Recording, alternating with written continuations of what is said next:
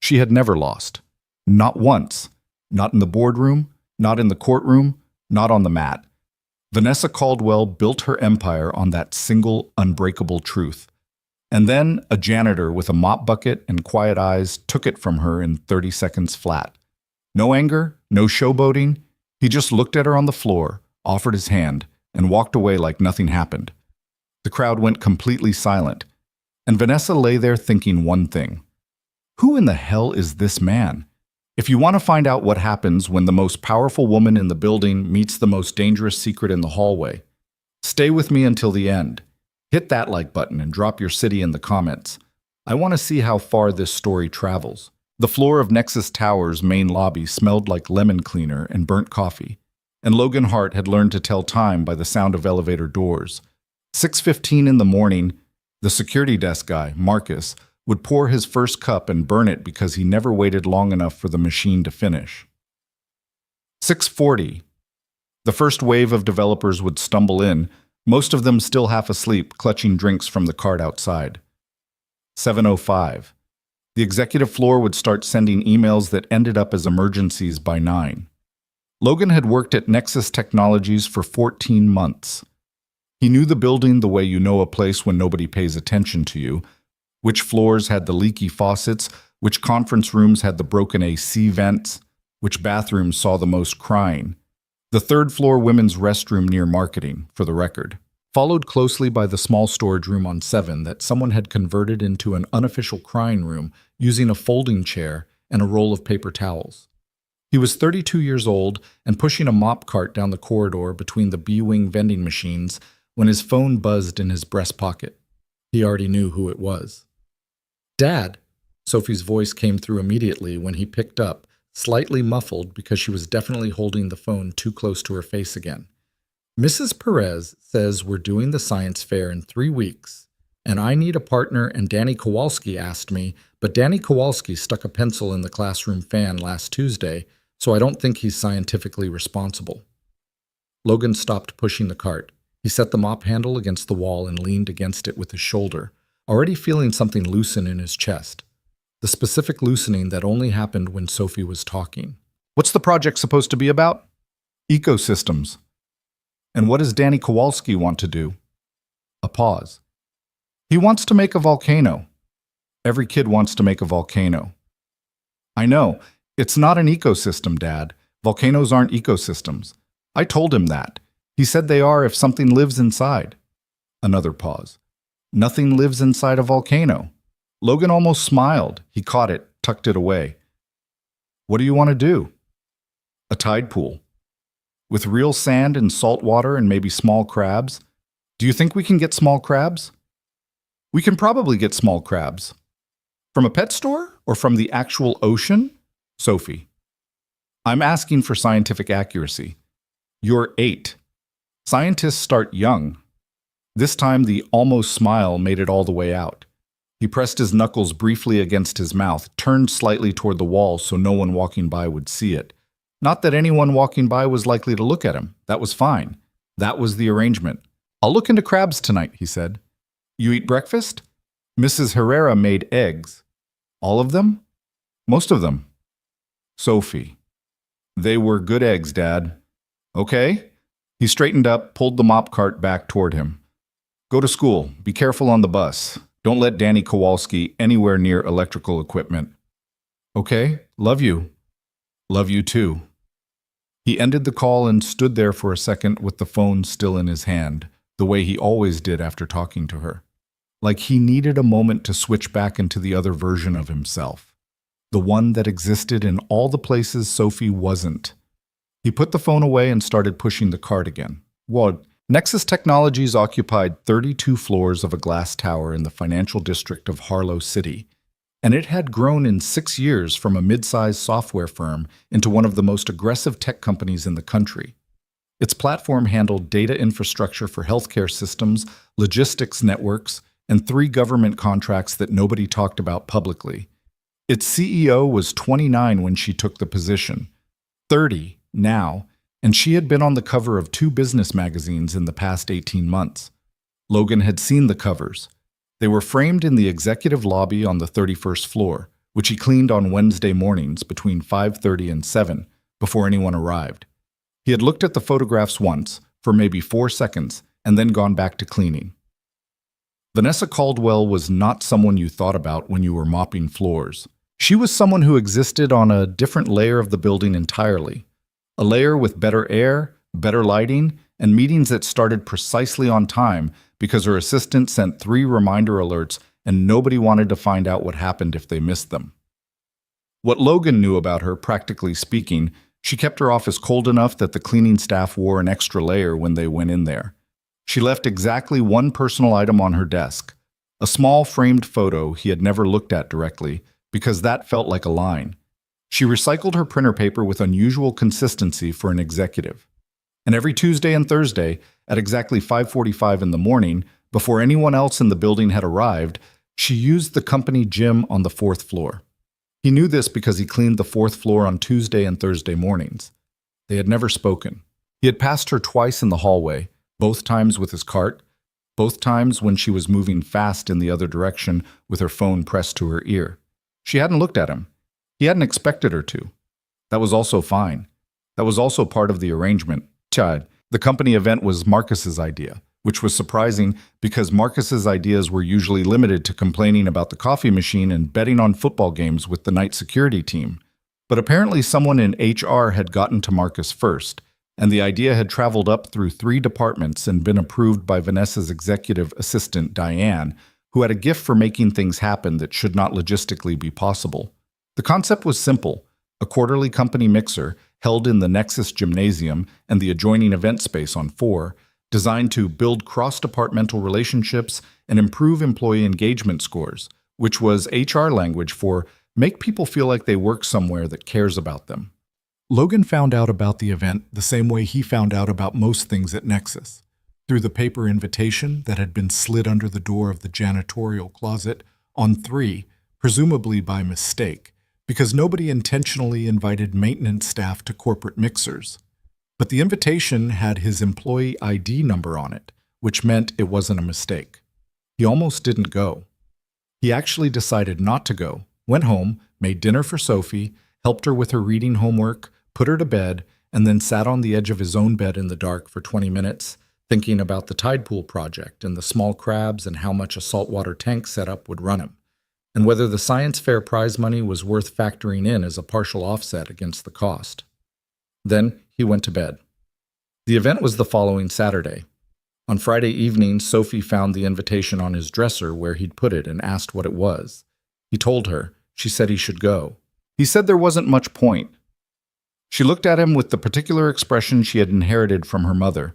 Not quite a frown, not quite disappointment, something more like patient certainty, like she already knew what the right answer was and was giving him time to arrive at it on his own. He went. The event space on 4 had been transformed. That was the only word for it. Whoever had handled logistics had strung lights across the ceiling, rearranged the gym's utility furniture into something that looked almost comfortable, and arranged food stations along the east wall that smelled significantly better than anything the building's cafeteria had produced in 14 months. Logan arrived 20 minutes late and stationed himself near the back, beside a table of appetizers he did not eat, with a glass of water he did not drink. He watched the room the way he had trained himself to watch rooms, not obviously, not with the kind of attention that drew attention back, but with a quality of awareness that sat just below the surface of looking like he was doing nothing at all. There were maybe 200 people. He recognized faces, but not names. The developers from 6 moved in clusters. The sales team was louder and taking up more space than they needed. Someone from the communications department was attempting to do a magic trick near the food stations and failing in a way that was clearly charming people rather than alienating them. Vanessa Caldwell arrived at 7:43. He noticed the shift in the room before he noticed her, a small but distinct directional change in the way people were orienting themselves, like a current adjusting. Then he saw her come in through the side entrance near the gym doors, not the main entrance, which he noted as a detail without deciding what it meant. She was wearing dark slacks and a charcoal blazer over a white shirt, and she moved through the space with the particular ease of someone who had never once questioned whether they belonged somewhere. Not arrogance, exactly. arrogance was louder. This was something quieter and more settled. She stopped to speak to people, remembered names, laughed at something a developer said near the center of the room in a way that looked genuine rather than performed. Logan watched for maybe 90 seconds. Then he looked away. He lasted another 40 minutes before he decided to leave.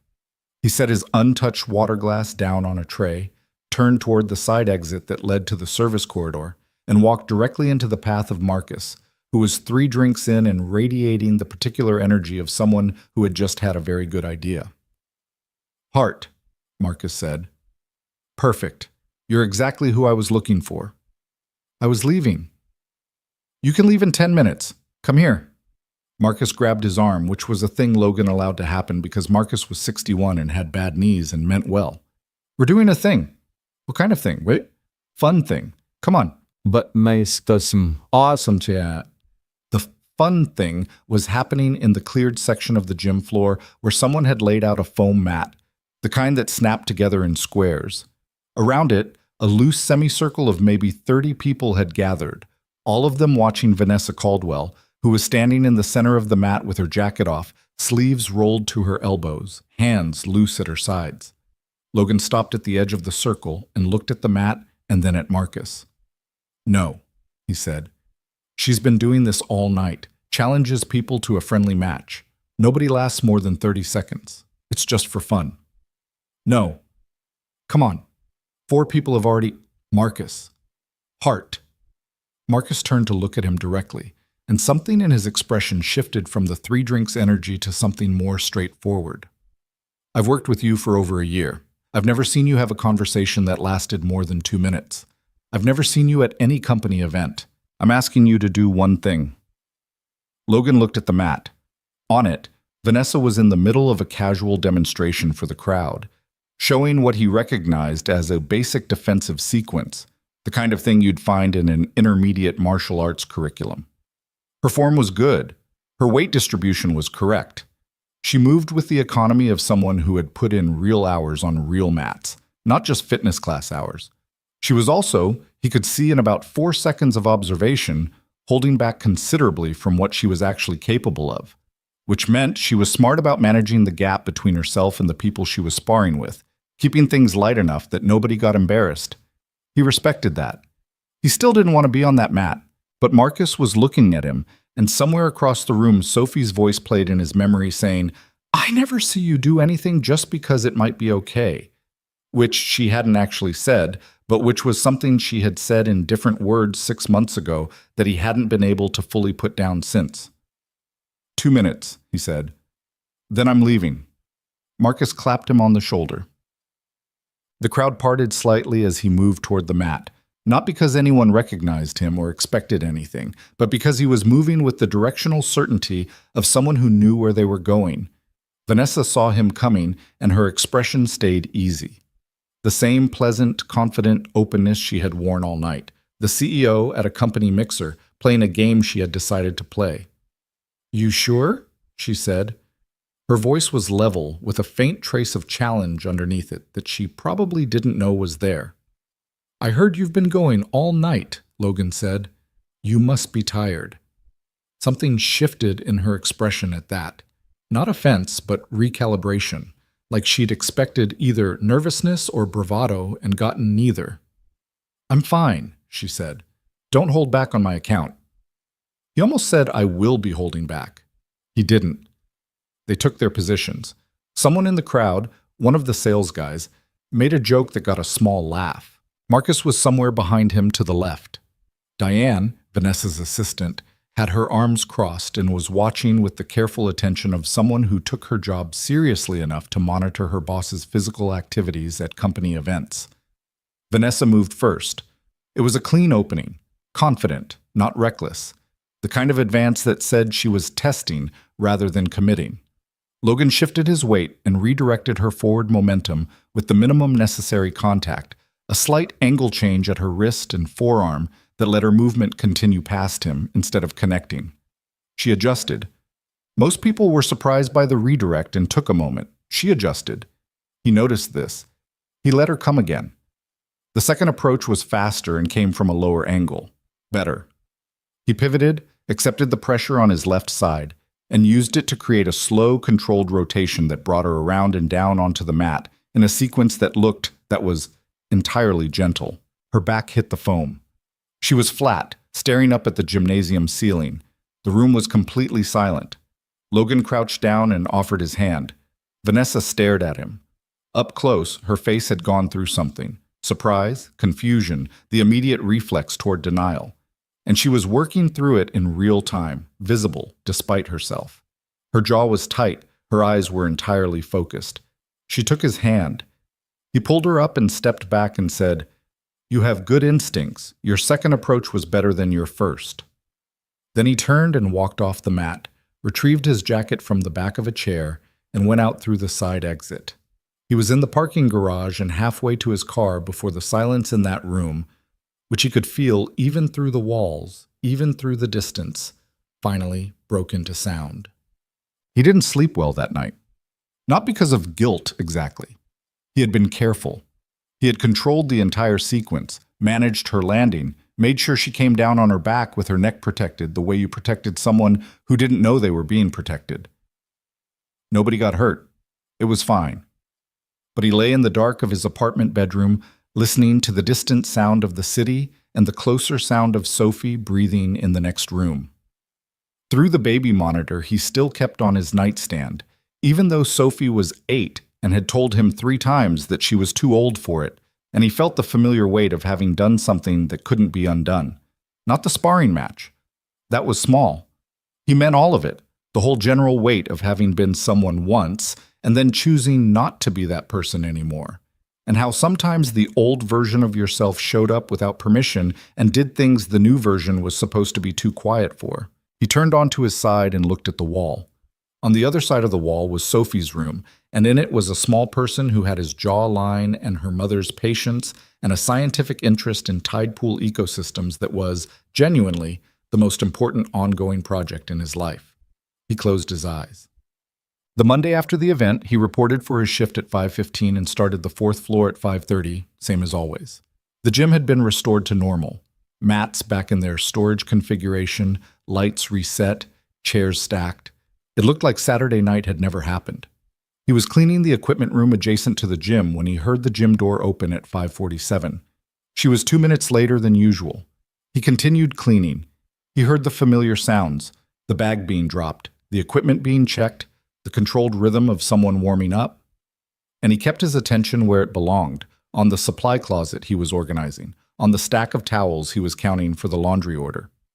At 6:03, the sounds from the gym stopped. At 6:04, his equipment room door opened. He turned around. Vanessa Caldwell was standing in the doorway in workout clothes, her hair pulled back, a water bottle in one hand. She was looking at him with the expression of someone who had made a decision and was not entirely certain it was the right one. "I come in here Tuesday and Thursday mornings," she said. "I know," Logan said. "I clean this floor on Tuesday and Thursday mornings." A pause. "So we've been in this building at the same time, at the same hour, for 14 months, he said. She absorbed this. Something moved through her face, that not quite embarrassment, not quite irritation, something more complicated than either. "You could have introduced yourself," she said. "You were always on a call." Another pause. She looked at him steadily, the CEO look, the look that was used to other people giving way, giving ground, filling silences. He didn't fill the silence. He held her gaze without challenge and without deference and waited. "Where did you train?" she asked.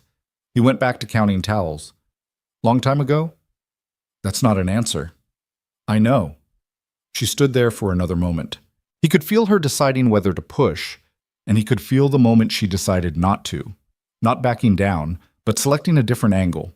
He recognized the intelligence in that. She hadn't gotten where she was by forcing doors that weren't going to open. "I have a question," she said. He waited. "Were you going easy on me?" He counted the last 2 towels, closed the supply closet, turned to face her with his full attention, which he didn't usually give people, and which he could see registered on her as something unexpected. "Yes," he said. Her jaw tightened. "Don't take it as an insult," he said. "You're good. You're genuinely good. I was going easy in the same way a surgeon goes easy when they're doing something that doesn't need to be done at full force. It wasn't about you not being capable. It was about the room. The room. 200 people, a company event. You're the CEO. He picked up the handle of his mop cart. There was no version of that situation where me going full force was the right call. Not because of what it would have done to you, because of what it would have done to the room. She was silent for a moment. So you made that choice on my behalf, she said. There was something sharp in her voice. Not anger, but the first edge of something that might become anger if it found the right surface. I made a choice that was reasonable given the situation. I didn't ask you to protect me. No, he agreed. You didn't. He moved the cart past her toward the hallway. She stepped aside, not quickly, not submissively, just enough to let him through. I want a rematch, she said to his back. He kept walking. Name the terms, she called after him. He didn't answer. He pushed the cart around the corner and let the distance and the sound of the hallway fill in behind him, and he didn't slow down until he reached the service elevator and pressed the button and stood there waiting, looking at nothing. His pulse was exactly where it always was, even quiet. That was something he had spent 3 years getting back to, the ability to have a conversation that hit certain frequencies without his pulse moving. He had worked at it with the same patience and deliberateness that he had once used to master other things. He was almost there. She asked about you, Marcus said, on Thursday, in the break room on 6, lowering his voice the way he did when he thought he was being subtle. Who? Don't play dumb. I've been watching security footage for 15 years. I see things. Logan poured coffee into his thermos. What kind of things? The kind where Ms. Caldwell goes down to 4 early and comes back up looking like she's thinking about something. Marcus pulled out a chair and sat in it backward, which was a thing he did when he wanted to appear casual and actually appeared the exact opposite. You talked to her? Briefly? About what? Nothing. Marcus studied him. You know she hasn't lost a sparring match in 3 years? There's a whole informal record of it. The guys on the executive security team keep track. Logan capped his thermos. You didn't just beat her, Marcus said. You beat her like it was nothing. Like she was not a beginner. I don't mean that. Like she was 2 levels below you and you were being polite about it. I was being polite about it. Logan. Marcus's voice changed slightly. The casual frame dropped, and something more direct came through.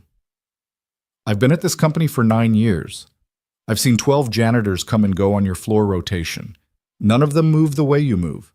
None of them are quiet the way you're quiet. A pause. I'm not asking for your file.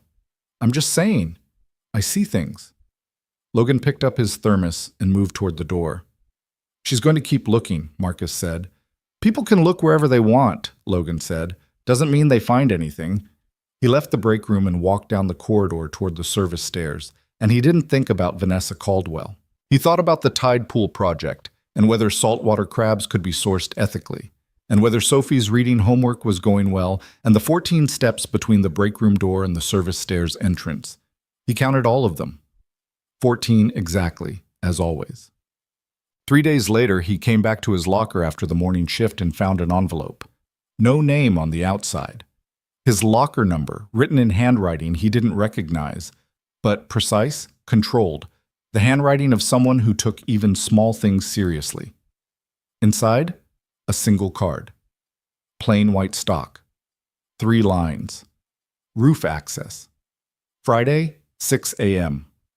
I won't make it a company event. No signature. He stood there holding the card for a moment. Then he put it back in the envelope, put the envelope in his jacket pocket, and went to pick up Sophie from Mrs. Herrera's. Sophie was at the kitchen table doing math homework when he came in, which she hated, and she had clearly been trying to work her way around it by drawing tide pool diagrams in the margin of her workbook, which was the kind of problem-solving he genuinely respected while also needing to address. Math first, he said. I'm incorporating marine biology. Finish the math. But she made a sound that was not quite a sigh and not quite a groan. Dad? Yeah. Did you have a okay day? She always asked it that way. A okay day, not an okay day. He had corrected it twice and then let it go because it was hers and he didn't want to take it. He sat down across from her. Outside, the city was doing what it did at 5:30 on a Thursday. Delivery trucks, a siren somewhere north, two people arguing in the apartment above theirs about something that had stopped being about its original subject approximately 12 minutes ago, based on tone. "Yeah," he said. "I had a okay day." She looked up at him. 8 years old, with a gap between her front teeth she hadn't grown into yet, and a way of looking at him that sometimes caught him off guard, even now, even still, the specific quality of attention she gave him when she was deciding whether he was telling the truth. "You seem like something happened," she said. "Math," he said. She went back to the workbook. He looked at the tide pool diagrams in the margin. Small, careful, surprisingly detailed for someone who had never been to an actual tide pool. She had drawn the layers: rock shelf, waterline, the organisms at different depths. She had gotten the basic stratification right from the library book she'd brought home 2 weeks ago. He thought about the envelope in his pocket. He thought about Vanessa Caldwell standing in the doorway of the equipment room with her water bottle and her pulled back hair, and the expression of someone who was not accustomed to not getting answers. He thought about the roof at 6 in the morning, the city spread out in every direction, and two people who had not yet said anything honest to each other trying to find the vocabulary for whatever was actually being discussed. He didn't know if he was going to go. He did know that he would spend the next 24 hours pretending the decision was still open, while already knowing, somewhere below the place where decisions lived, that he was going. Because the old version of himself, the version that had walked away from mats and training rooms, and the particular quality of being known for something, that version had showed up on Saturday night without being asked, and now it was standing in the room, and no amount of counting steps or cleaning floors or making sure every towel was folded the same way was going to put it back where it had been. He picked up Sophie's pencil from the table and handed it to her. "Math first," he said again. "Then we can look at the diagrams." She took the pencil. Outside, a siren faded north. The couple upstairs had gone quiet. Somewhere in the city, 31 floors above where he was sitting, a woman who had never lost was thinking about Friday morning, and whether a janitor who moved like a ghost had any intention of showing up. He wasn't sure what to do with the answer. But the card was in his pocket, and he hadn't thrown it away. That was, for now, enough of a signal to work with. He went to the roof. He told himself on Friday morning, standing in the service elevator with his mop cart, that he hadn't decided yet. That he was just going to finish the 4th floor, clock his hours, and see how the morning felt. He told himself that while he was cleaning the gym, and again while he was logging his supply inventory, and one more time while he was changing out of his work shirt in the equipment room at 5:52. At 5:58, he took the service stairs to the roof access door. The city was still in that particular state it only inhabited in early morning. Not quiet exactly, because it was never quiet, but operating at a frequency below its daytime register. The light was the pale gray gold of 6 o'clock in late October, and the wind off the bay moved across the roof with a steadiness that wasn't cold so much as honest. No pretending it was warmer than it was. Vanessa was already there. She was standing at the east edge of the roof with her arms at her sides, not on her phone, not reviewing anything, just standing, looking out at the city the way people stood when they were trying to think through something that wasn't resolving cleanly. She had a coffee thermos in one hand, and she was wearing a dark jacket over workout clothes, and she looked from behind like someone who had gotten there early because being early was the only way she knew how to approach things. She heard him come through the door and turned around. "You came," she said. "You left a card in my locker," he said. "That's a strange thing to do." "I had Diane find your locker number." "That's also a strange thing to do." She looked at him for a moment. "Do you want coffee? I brought extra." He didn't particularly, but he said yes, because it was 6 in the morning and the gesture was genuine and there was no reason to be difficult about coffee. She poured it into the thermos cap and handed it across. He took it. They stood at the edge of the roof with the city below them and the morning doing what it did, and neither of them said anything for long enough that it stopped being uncomfortable and became something else. A shared patience, maybe. Or two people both deciding simultaneously that small talk would be a waste of the other person's time.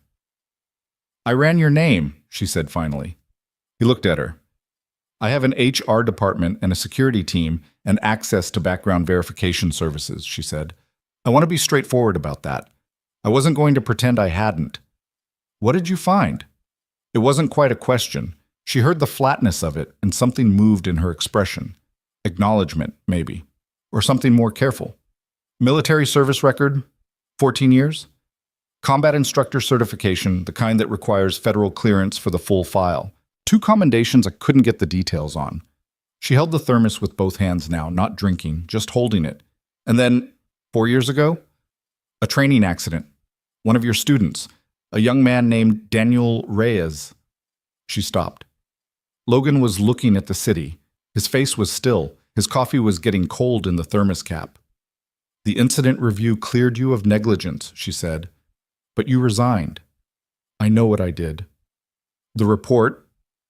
I know what the report said. He looked at her then, and whatever she saw in his expression made her stop. What else? She hesitated. Your wife. I'm sorry. Don't. His voice was even. Don't do the condolence thing. You didn't know her. No, I didn't. She accepted this without flinching, which he noted. I'm trying to understand why someone with your background is pushing a mop cart. Because it pays $11.40 an hour, and the shift starts early enough that I can pick my daughter up from school. Silence. That's the whole reason? She asked. That's most of it. She looked at him. He could see her parsing it. The intelligence behind her eyes doing what it did, sorting, categorizing, trying to build a complete picture from available information. He was used to being looked at by people who were trying to figure him out. He had spent years being looked at by people who were trying to figure him out. The trick was to not give the picture more edges than it needed. Daniel Reyes, he said after a moment. You found him? I found records of the incident. I didn't contact him. Okay. Did you? He didn't answer immediately. The wind moved across the roof. Below them, the first delivery truck of the morning ground through a gear change on the street. He watched it. No, he said. I haven't contacted him. Why not? Because some things don't get fixed by a phone call. She was quiet for a moment. What happened? If you're willing to say. He wasn't. He was not willing to say, and they both knew it. And there was a 3-second window where he could have simply said so and left it there, and she would have understood because she was smart enough to understand. But something about the morning, the honesty of the cold air, the specific quality of her attention, which was not prurient and was not competitive, which was just genuinely trying to see, something about all of it made him talk instead of stopping. Reyes was 23, he said. Good instincts, a little reckless, the way young men with good instincts usually are, because they've never had to learn what good instincts don't protect you from. He looked at the city. We were doing an advanced sequence, controlled environment. He'd done it 15 times before. On the 16th time, he came in at the wrong angle and I didn't read it fast enough. He stopped. His C5 vertebra. He walked again, eventually. But there's nerve damage in his right arm. Permanent. She didn't say anything. I had run that sequence 200 times, he said. 200 times over 6 years with different students, and it was fine. I had protocols, I had safety margins, He stopped again. It doesn't matter what I had. What I had didn't stop it. You couldn't have predicted. I was supposed to predict it. His voice didn't rise, but the weight of it changed, something firmer coming through the flatness. That was my job. That was specifically, actually my job. To be good enough to read it before it happened. And I wasn't, so I got out. Vanessa was quiet for a long moment. When she spoke again, her voice had changed slightly. The professional evenness had shifted, just by a degree, towards something more unguarded. I understand more than you might expect, she said, deciding that you failed at something and then removing yourself from the situation so you can't fail at it again. He looked at her. My father ran a company, she said. It came out without the usual CEO smoothness, a little more abrupt. Not this one, a smaller firm. He built it over 20 years and it was the thing he cared about most in the world. More than my mother, more than... She paused. He was a man who believed that achievement was the only real language, that results were the only honest measure of a person, that if you couldn't prove you were excellent, you were by default ordinary, and ordinary was a kind of failure. She looked at her thermos. I spent most of my childhood trying to speak that language fluently enough that he would look at me the way he looked at a strong quarterly report. Did it work? Sometimes. She said it flatly, without self-pity, which he appreciated. When I graduated top of my class, when I made partner at the firm I worked at before Nexus, when I got this position. She was quiet for a second. He called when I made the cover of Capital magazine. First time he called just to talk in 4 years. We spoke for 6 minutes and he said he was proud of me and then asked if I had considered investing in his retirement fund restructuring. Logan said nothing. So, she said, I know something about being shaped by something you didn't choose and can't put down. He turned the thermos cap in his hands. What happened Saturday night? On the mat. That wasn't something I planned. Marcus, I know, Marcus told me. He looked at her sharply. He came to my office Monday morning, she said. Full disclosure, apparently. He was worried he'd gotten you into something you didn't want. He should have worried before he grabbed my arm. Something changed in her expression. Not a smile exactly. Too complicated for that. He said you were the most private person he'd worked with. That you came in, did your work, and went home, and the only time he heard you talk for more than a minute was on the phone with your daughter. Logan said nothing. She sounds like she has opinions, Vanessa said. She has a lot of opinions. She's 8. The tide pool project. He stopped. He told you about that too. He talks. I listen. It's one of the reasons I've kept Marcus on the security desk for 9 years, even though 3 different department heads have asked me to move him to a less visible post. She looked at Logan with a directness that had dropped the last of the professional frame. He told me she's doing it alone because she couldn't find a partner she trusted. She has a candidate, kid named Danny Kowalski. She's reserving judgment. Smart girl. She's smarter than me. It came out without intention, a reflex of honesty he hadn't meant to let through, and he saw it register on her face. Not with surprise, but with the recognition of someone who knew what it was to love a person who exceeded you and to feel both the pride and the particular helplessness of that. He handed the thermos cap back to her. I should finish my shift. Logan. She used his name for the first time. He didn't know she'd known it, though of course she had. She'd run his file. I owe you an apology. He waited. I organized a rematch, she said, for the quarterly leadership event next month. I was going to make it formal, make it a demonstration, put you in a position where she stopped. I was going to use the company infrastructure to reclaim something I felt I'd lost. I know, he said. She looked at him. Diane booked the event space, he said. The event space has a cleaning schedule. I saw the booking. Her expression did something complicated. And you weren't going to say anything. What would I say? It's your company. I'm canceling it, she said. I wanted you to know that. He picked up his jacket from the small roof access housing where he'd draped it. You don't have to tell me what you cancel. I know I don't have to.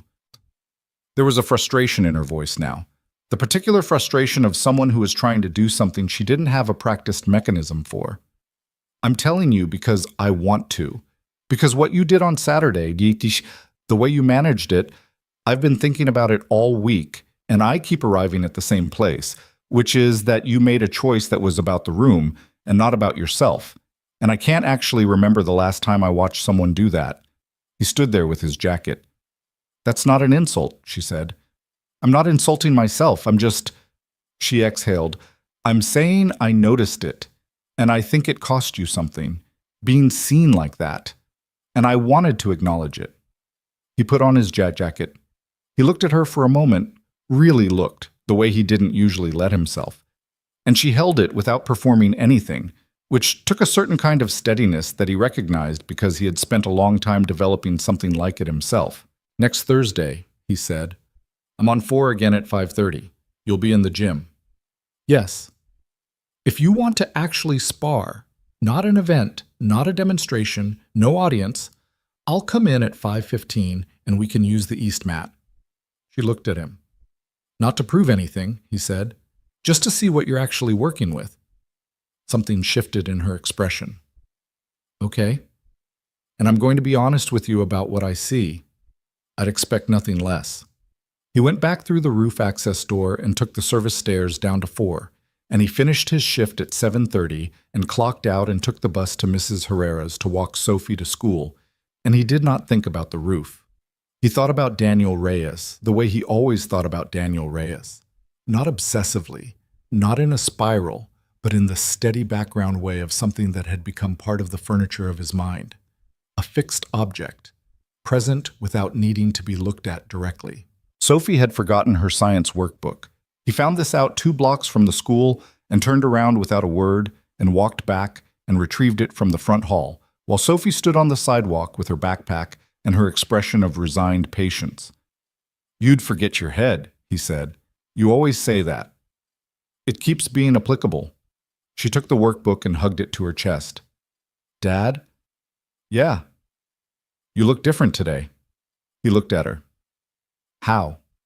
She squinted at him with the critical assessment of someone who had known his face since birth and therefore had strong baseline data to work from. "Like you talk to someone," she said finally, "like an actual someone, not just Marcus and people asking for bathroom key codes." "I talk to people." "Not really." He fell into step beside her. The school was another 4 blocks. Around them, the city was doing its morning thing, people moving, cars moving, the general directed energy of a weekday. Sophie walked beside him with her workbook and her backpack and her gap-toothed face tilted slightly toward him, waiting. "I talked to someone," he said. "Who?" "A person from work." "What kind of person?" "The kind with a lot of questions." Sophie thought about this. "Are they nice?" "They're," he considered, "they're trying to be." She nodded with the gravity of someone for whom that distinction made complete sense. "That's sometimes harder," she said. "Yeah," he said, "it is." They reached the school gate. He stopped. She turned and looked up at him, and he crouched down to her level the way he always did, because she was 8 and he was aware she would not always let him do this. So he did it while he could. "Have a good day," he said.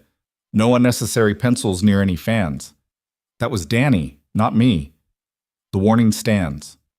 She hugged him, quick and fierce and entirely unself-conscious the way only 8-year-olds could manage, and then pulled back and went through the gate without looking back, which was also a thing she had started doing because she was 8 and had decided that looking back was a baby thing, even though he knew from the way her shoulders moved that she knew he was still watching. He stood at the gate until she went through the school doors.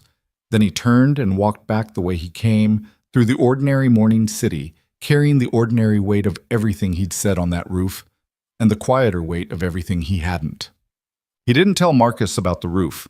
Marcus found out anyway, or found out something, because on Tuesday he materialized beside Logan's cart on 6, with the expression of a man who was exercising tremendous restraint. "You know what I'm going to say," Marcus said. "Please don't."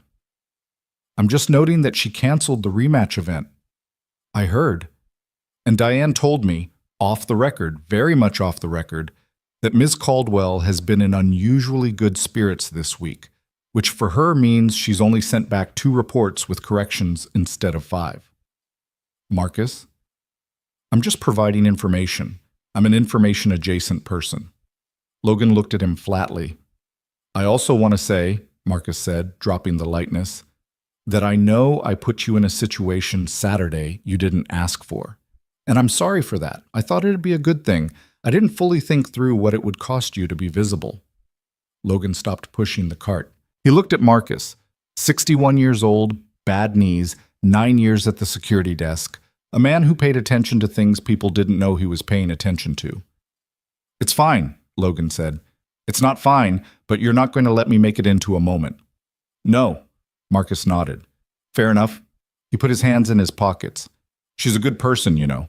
Underneath the whole..." He gestured broadly in the direction of the executive floors. "She works harder than anyone in this building. She just got trained early to think that working hard was the same as being worth something." Logan looked at him. "You've thought about her a lot for a security guard." "I've watched her come in at 5 in the morning for 9 years, Marcus said. "You can't watch somebody do something for 9 years without developing a theory." Logan picked up the mop.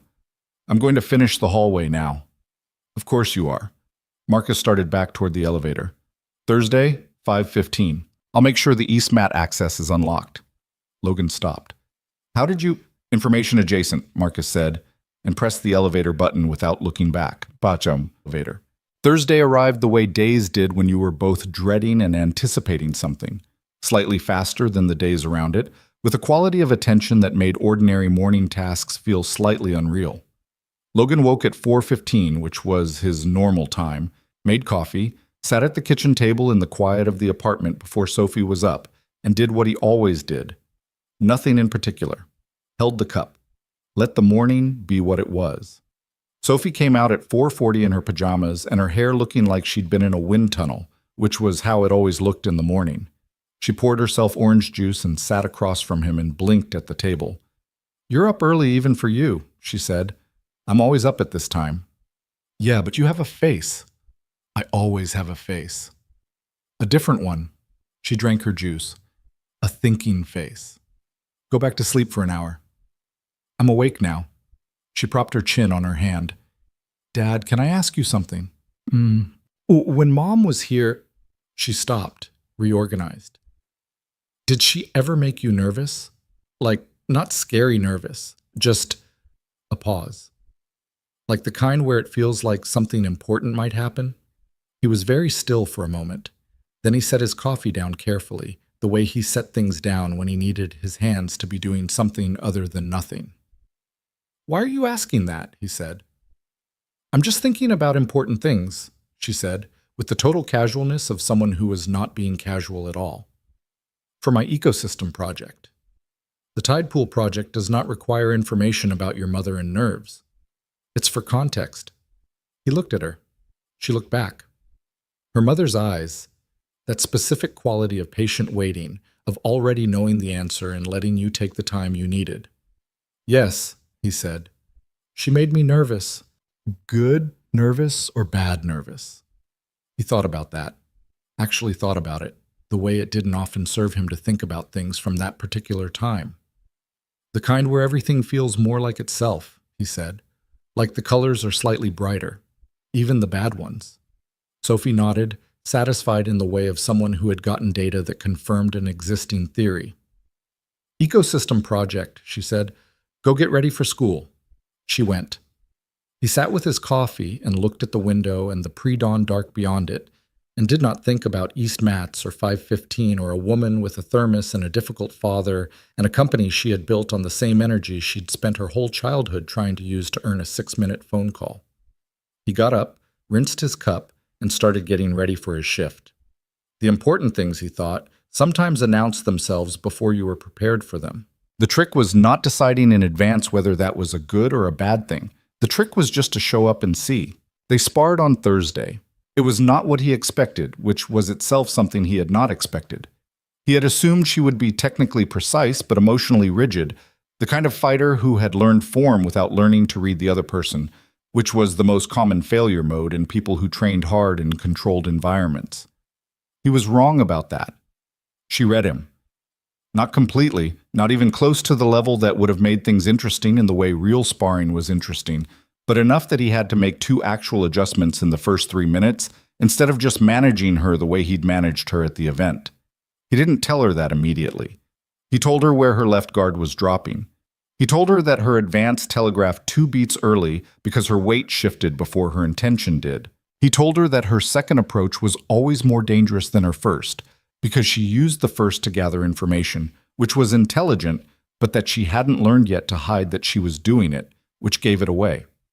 She listened without defending herself. That was the second thing he didn't expect.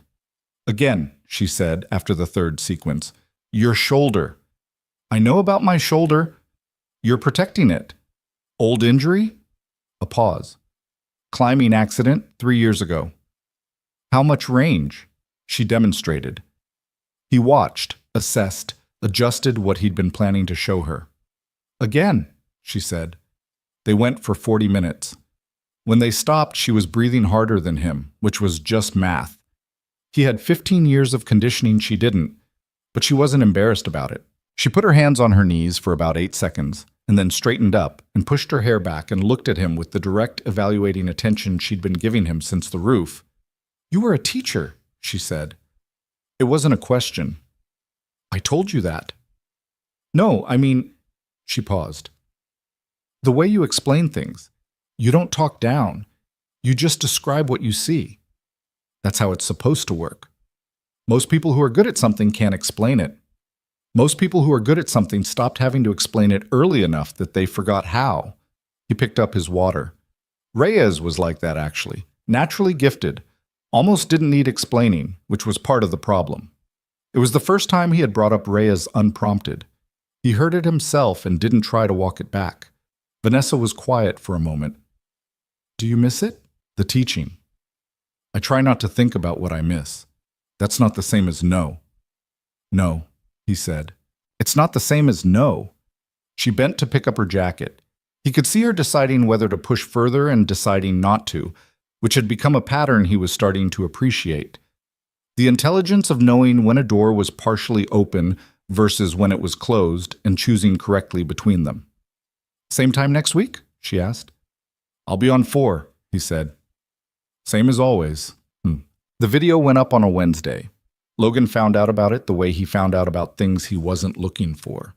Indirectly, through Marcus, who appeared beside his cart on 3 at 7:45 in the morning, looking like a man carrying a piece of information he was unsure whether to deliver. There's something you should see, Marcus said. Good something or bad something? Complicated something?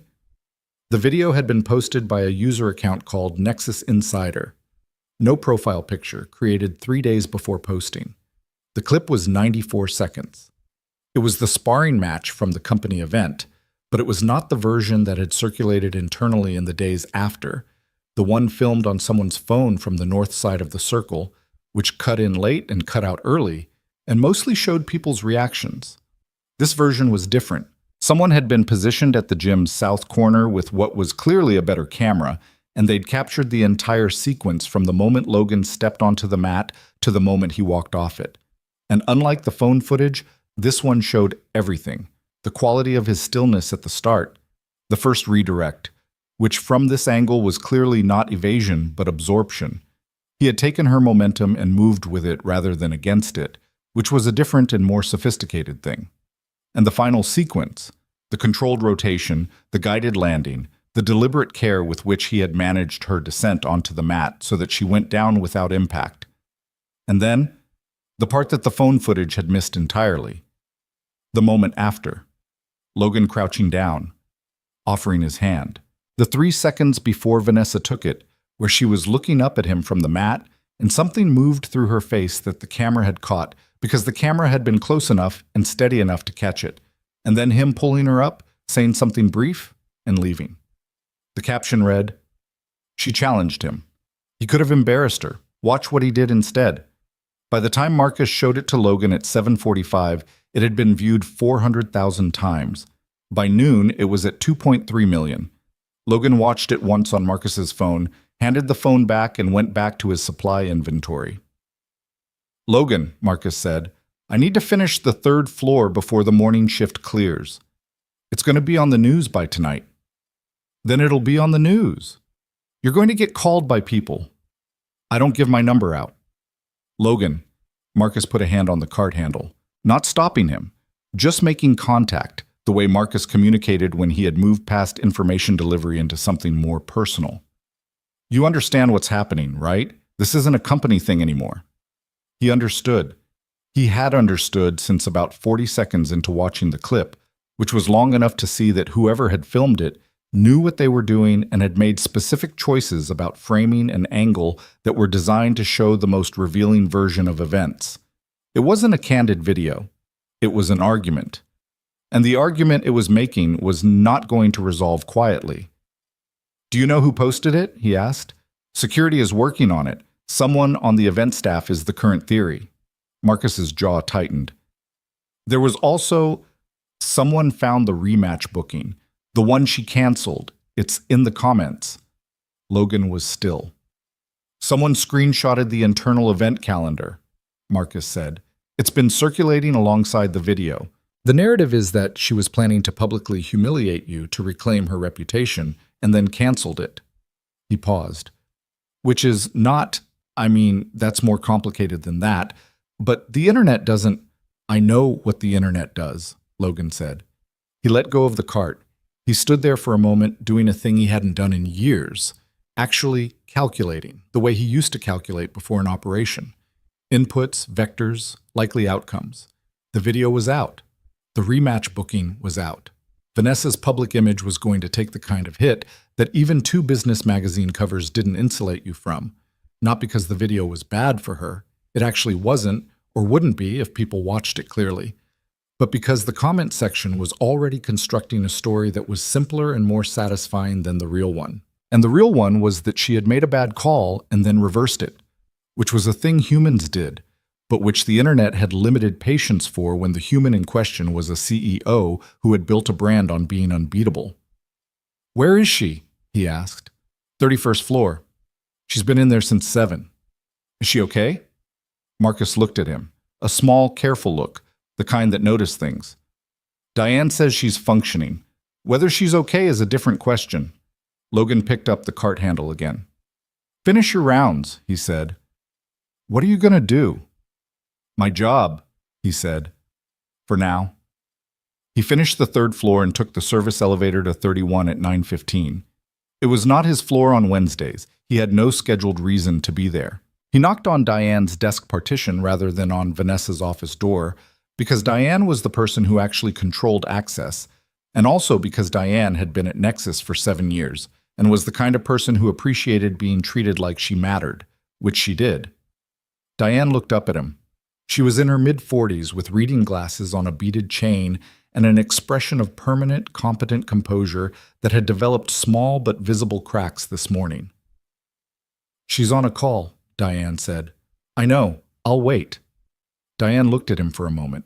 Then she said, "The call is with the communications team. It's been going for 40 minutes. She stopped. "It's not going well." "Okay." She's not someone who asks for..." Diane stopped again, which was unusual for Diane. "She's not going to call for backup, even if she needs it." "I know that too," he said. He sat in one of the chairs against the wall and waited. From behind the closed office door, he could hear the muffled shape of a conversation, but not the words. The tone was controlled, measured, the voice of someone keeping a very tight container around something that wanted to expand. 17 minutes later, the door opened. Vanessa saw him immediately. The surprise moved through her face and was gone in less than a second, replaced by something more complicated. Not relief, she wouldn't let it be relief, but a kind of adjustment, like she'd been braced against a particular weight and the weight had shifted. "Why are you on this floor?" she said. "I was in the neighborhood." She stepped back and held the door open. He went in. Her office was large and cold, as advertised, with windows running the length of the east wall that looked out over the city in a way that would have been impressive if either of them was in the mood for impressive views. The desk was almost clear. One legal pad with notes he didn't look at.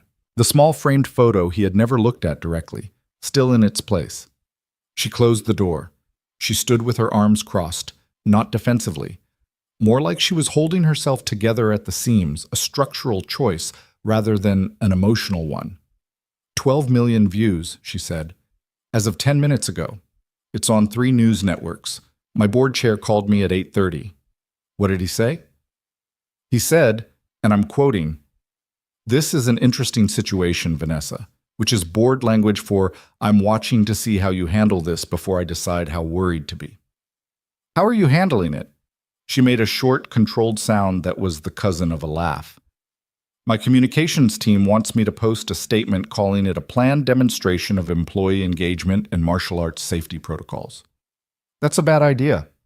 "I know it's a bad idea." The video shows exactly what happened. Any statement that tries to reframe it is going to read as what it is, she said. "Yes, I'm aware." She turned to the window. "The comments..."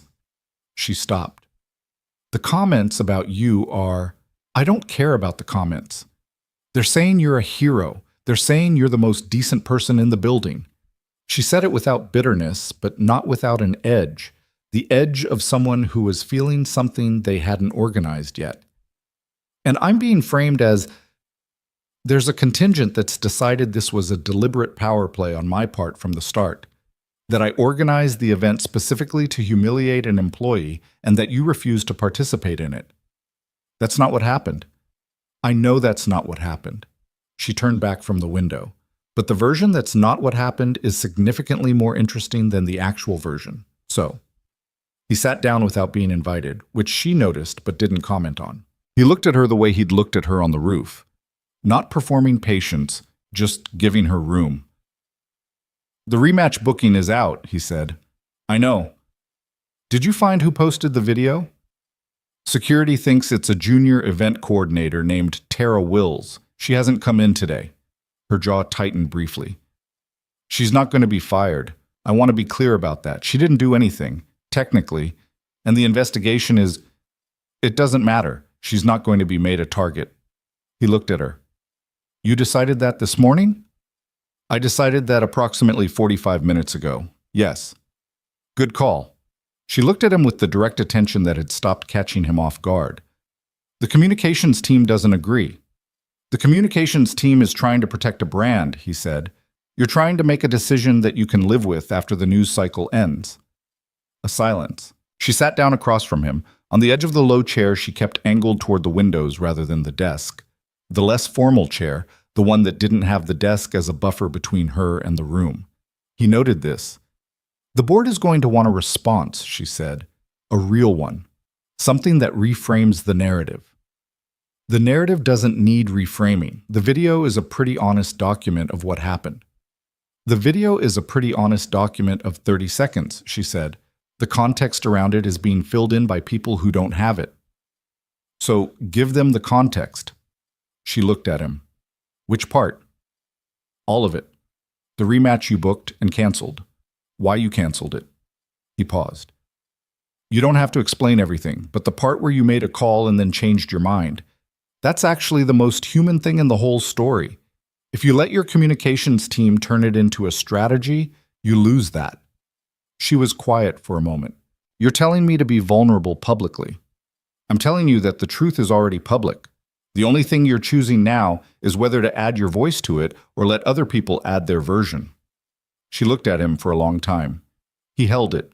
The office hummed with the particular silence of high floors, that specific quality of altitude where the city was present but muffled, like something happening behind thick glass. Tell me something, she said. Honestly. Okay. What were you thinking when you redirected me in that first sequence? She wasn't looking at the window now. Well, she was looking directly at him, and there was something exposed in it, the question she'd actually wanted to ask since she got up off the mat. What was going through your head? He thought about it. He didn't answer immediately, which she waited for. I was thinking that your weight was forward and your guard was set like you'd been sparring people shorter than you, he said. I was thinking the first approach was a test, and I didn't want to respond to a test with a ceiling. I was thinking the room was watching and you were the CEO and I was the cleaning staff, and there was only one version of what happened next that wasn't going to cost both of us something. The controlled version. The honest version, which happened to be controlled. She nodded slowly. Her hands were in her lap, relaxed now. The seams had settled. And the landing. I've put people on mats for 15 years, he said. I know how to make it a landing instead of a fall. That wasn't charity. It was just precision. I know, she said. I knew, actually, about 20 minutes after it happened. When I thought about it clearly, I knew that was what it was. She looked at her hands. It was harder to sit with than if you'd just dumped me on the mat without thinking about it. Why? Because it meant you saw me, she said. Not the CEO, not the reputation. You saw the room and you saw me in it and you made a decision that was... She paused. Nobody does that. People either go easy on me because of the position or they're trying to prove something to me because of the position. Nobody just... She stopped. Does the human thing? He didn't say anything to that. There wasn't anything to say that wouldn't diminish it. My communications team is waiting, she said after a moment, gathering herself back into the organized version of herself, the one that ran a company. Tell them you're issuing a statement yourself, he said. Short, first person. Acknowledge what happened. Acknowledge the rematch booking. Say it was a bad call that you reversed because it was a bad call. 3 sentences. She looked at him. That's it? People forgive bad calls that get reversed. They don't forgive bad calls that get spun. She stood up. He stood up.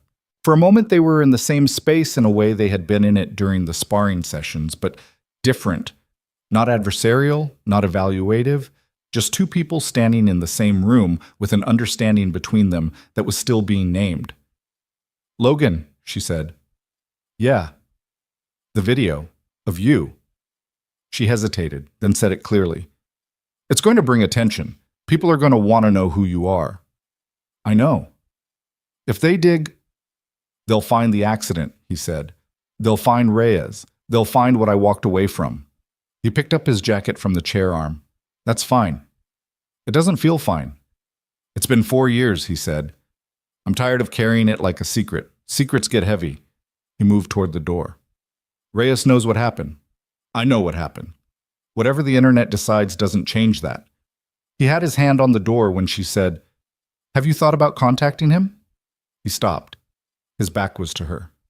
Daniel Reyes, she said. Have you thought about reaching out to him?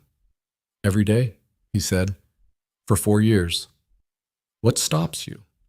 He didn't answer for a moment. The same thing that stops most people, he said finally.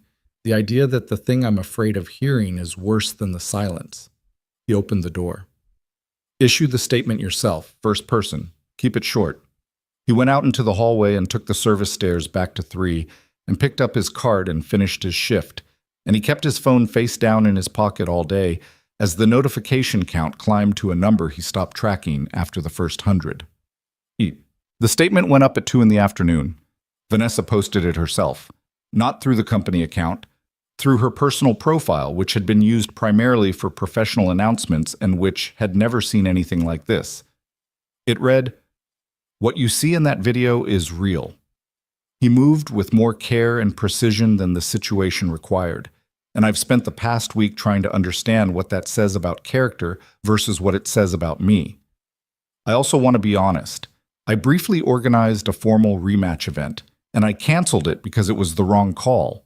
I canceled it because someone I was only beginning to pay attention to made a decision on a mat that was about the room, not about winning. I have a lot to learn from that. I'm starting. No PR language, no strategy. 3 short paragraphs, the last of which was those 4 sentences. By 6 o'clock, it had been shared 200,000 times. By 8, someone had tracked down Daniel Reyes. Logan found out about this the way he found out about the video, through Marcus. This time by text, at 8:47 in the evening, while he was sitting at the kitchen table helping Sophie with the multiplication tables she had decided were personally offensive. Marcus's text said, A reporter found Reyes. He agreed to a brief interview. You should probably look at it. Logan put his phone face down on the table. Dad, Sophie said, 7 times 8, 56. You didn't even think.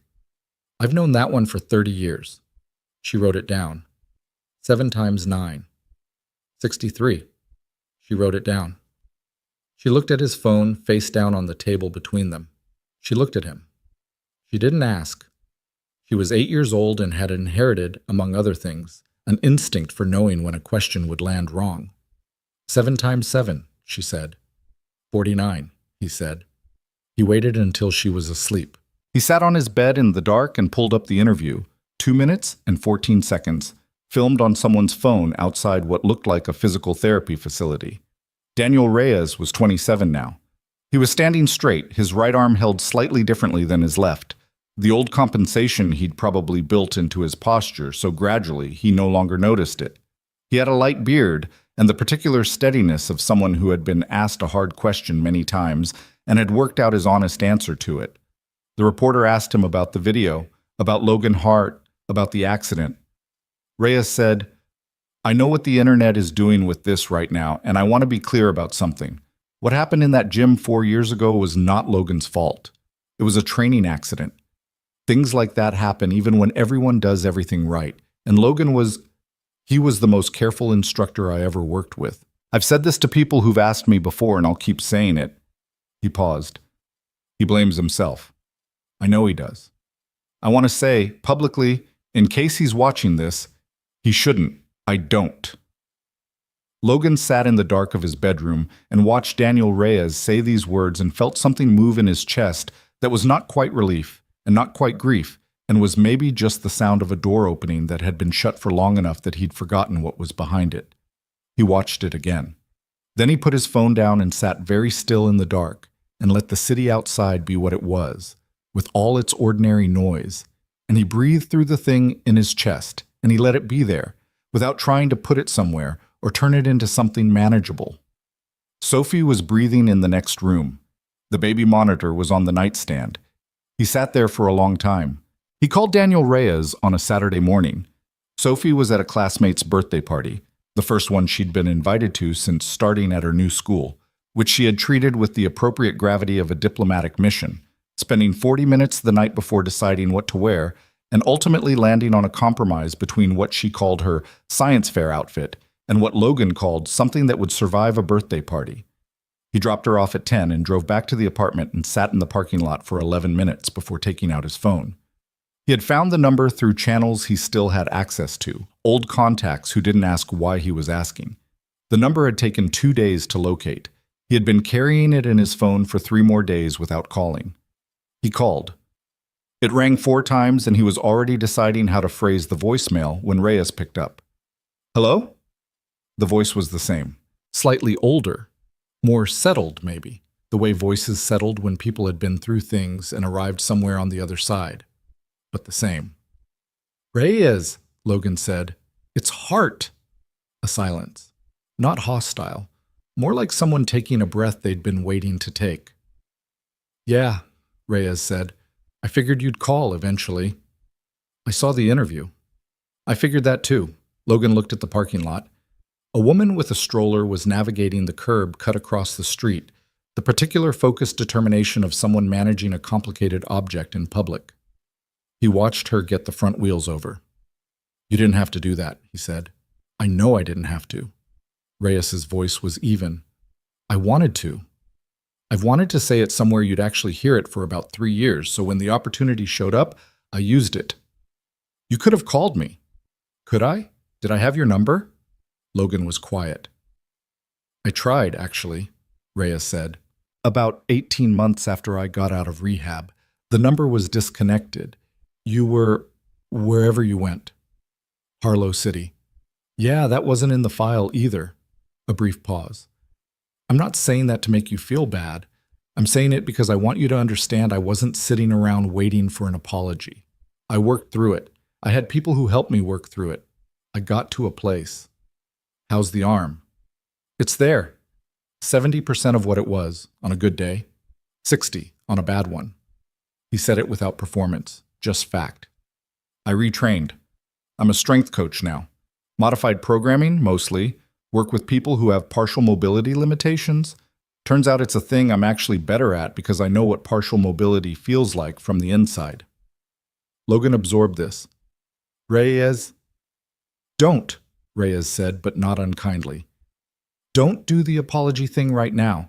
I've thought about what I'd want from this call if it ever happened, and it's not that. I don't need the apology. I need you to hear me when I say it was an accident. I came in wrong. You know I came in wrong. You've known that for 4 years, and I think you've been using it as a reason to disappear, and I want you to stop. Logan's jaw tightened. You were the best instructor I ever had, Reyes said. You taught me more in 14 months than the previous 6 years combined, and whatever happened on that day, whatever that one moment cost, it doesn't cancel what you gave me before it. That's not how accounting works. Not for me. The woman with the stroller had made it across the street. She was moving down the sidewalk now, easier, the obstacle behind her. I've been a janitor for 14 months, Logan said. A pause. I know, the internet told me. Another pause. How's that going for you? It's a job. Is it what you want to be doing? He didn't answer immediately. I wanted to be invisible for a while. And now? Now I don't know. That's progress, Reyes said, without irony, the same flat honesty he'd had at 23 that apparently survived everything. Listen, I'm not going to tell you what to do. You never liked that even when you were the one running the class. But I'll say this, the thing you're good at, the teaching, the reading people, the knowing how to show someone where they're going wrong without making them feel like garbage, that's not a thing that goes away because you stop doing it. It's just a thing that's not being used. Logan looked at the steering wheel. You still there? Reyes said. Yeah. Okay. A pause. I'd like to get a coffee sometime. If you ever come through, I'm in Meridian now. Or if you're willing to do a phone call that isn't this one. Yeah, Logan said. I can do that. Good. Another pause. Heart. Yeah. I'm glad you're okay, or working toward it. Whatever that is right now. Working toward it, Logan said. Yeah. They hung up. He sat in the parking lot for another few minutes and then went upstairs and made lunch, and didn't think about anything in particular until it was time to pick up Sophie. Monday morning, Vanessa was in the gym at 5:40, 3 minutes earlier than usual. He was finishing the equipment room. He heard her come in, heard the bag drop, heard the slightly different quality of movement that told him something was off before he even opened the door. He finished what he was doing. He went to the gym door.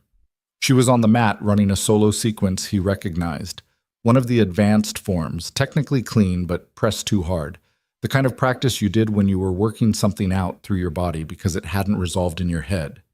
He went in and stood at the edge of the mat. She stopped. You don't have to stop, he said. I know. She straightened up and pushed her hair back. Her face was carefully composed, but there were shadows under her eyes he hadn't seen before. Board meeting ran until 9 last night. I didn't sleep well. The video, the board, the communications team, my father. She said the last word with a slight change in tone, flatter, a little more clipped. He called Saturday. Apparently I've been making myself a target and inviting public scrutiny through emotionalism. Logan moved to the edge of the mat and sat on the bench. What did you say to him? She was quiet for a moment. I said thank you for calling. She sat down on the other end of the bench, which was not what I wanted to say, but it was what I had the energy for. What did you want to say? She thought about it, not performing the consideration, actually thinking. I wanted to say that the statement I posted got more genuine public response than anything the company has produced in 2 years.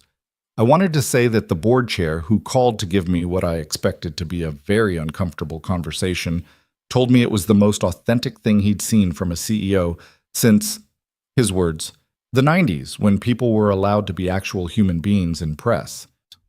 I wanted to say that the statement worked not because my communications team wrote it, but because it was true. And it was true because I was paying attention to someone who doesn't perform anything. She looked at him. That's what I wanted to say. Why didn't you? Because he would have turned it into a discussion about emotional intelligence and leadership and whether I was being influenced by an employee, and I didn't want to give him the satisfaction of that frame. So you protected yourself. I protected the conversation from becoming something I'd have to manage for the next 3 weeks. She paused. Which is also protecting myself. Yes. He looked at the mat. I called Reyes. She went very still beside him. Saturday morning, he said, while Sophie was at a birthday party. How was it? Hard. Good. He thought about how to say the next part. He told me he retrained. He works with people who have mobility limitations now. He said the accident gave him a specific kind of knowledge you can't get any other way. He stopped. He said it like it was a fact, not like he was trying to make me feel better. That was the part that was hard to sit with. When someone forgives you cleanly, without conditions. Vanessa said nothing for a moment. When she spoke, her voice was quieter. That's actually harder than anger, isn't it? Anger gives you something to push against.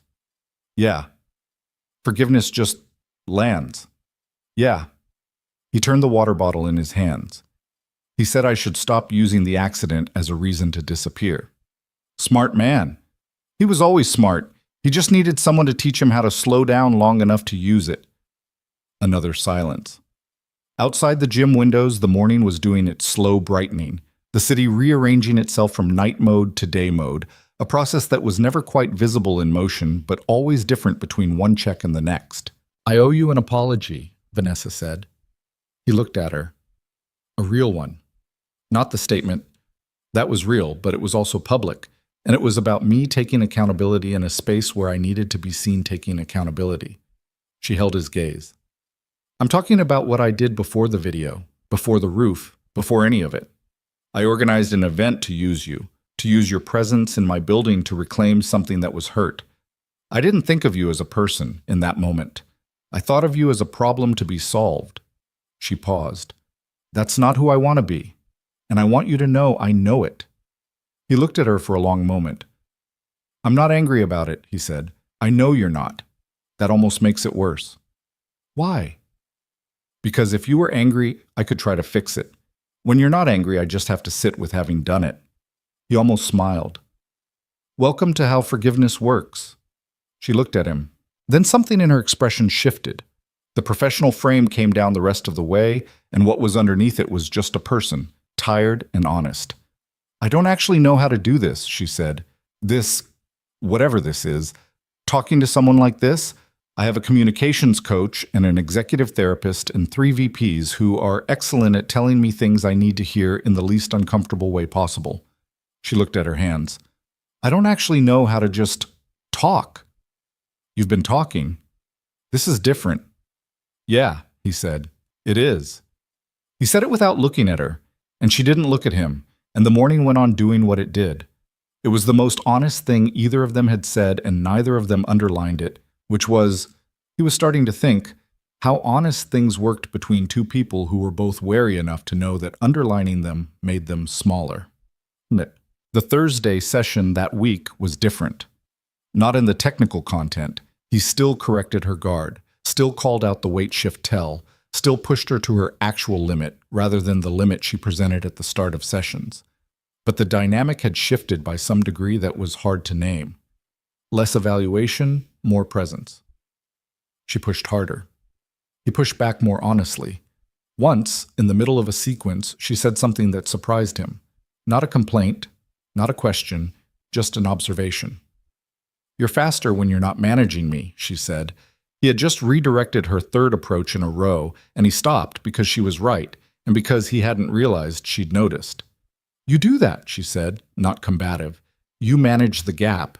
You keep it close enough to be useful, but you don't let it open all the way because you think it'll be discouraging. It's teaching, he said. You calibrate. I know, but I want to see the whole thing. She adjusted her stance. Whatever you're actually capable of, I want to see it. That's not a useful exercise at this stage. I'm not asking for it to be useful. I'm asking for it to be real. He looked at her. She was serious. The competitive piece of it was there. It was always there. It was part of her constitution, but underneath it was something else. The desire to see a thing clearly, even if it was humbling. He recognized this because it was the same thing that had made Reyes a good student, the willingness to be measured against the actual standard rather than a managed version of it. He took a different stance. What happened in the next 4 minutes was not a teaching sequence. It was him at about 70% of capacity. Nowhere near full. He would never take that to a gym setting, but substantially beyond anything he'd shown her before. She lasted longer than he expected, which he noted without saying. She adapted.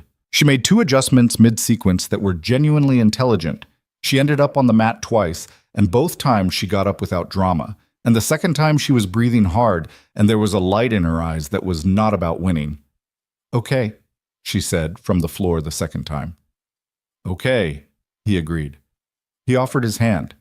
She took it. He pulled her up and didn't immediately step back, and for a moment they were standing closer than they had been since the event. And neither of them moved away immediately, which was a thing that happened and was not discussed. She stepped back. Thank you, she said, and it was the most unframed thing she had said to him. No context, no qualification, no professional architecture around it. You made 2 adjustments in the second sequence that most people at your level don't make, he said. Which ones? The drop to your left when I shifted pressure, and the redirect on the third exchange. You stopped trying to match force and went with momentum. That's not instinct. That's something you worked out. She was quiet for a second. You've been teaching me that since the first session. I've just been slow to apply it. You applied it under pressure. That's different from applying it when you have time to think. He picked up his water. That's the whole thing, actually. That's the whole game. When it's slow and comfortable, anyone can apply it. The question is whether you can do it when everything is moving. She looked at him steadily. Is that just about sparring? He looked back. No. She nodded once, slowly, the gesture of someone filing something away in a place they intended to return to. Shut. The following week, Vanessa called a company-wide meeting that her executive team had not been briefed on in advance, which was unprecedented enough that Diane had triple confirmed the calendar entry and then quietly warned 3 department heads to clear their afternoon. Logan found out about it through Marcus, who found out about it through Diane, which was the standard information pathway. He was on 2 finishing the afternoon circuit when Marcus materialized. She's doing something, Marcus said. She usually is. No, I mean, Marcus looked unusually uncertain.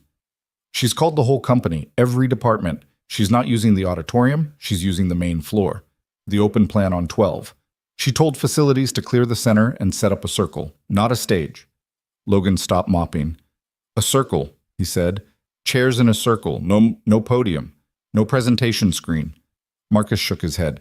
Diane says she's had 3 phone calls with the board chair this week, and after the last one, she came out of her office and told her executive team she was restructuring the Q4 leadership agenda and she needed 48 hours. Logan went back to mopping. You're not going to go? Marcus asked. It's not my floor. It's an all-company meeting.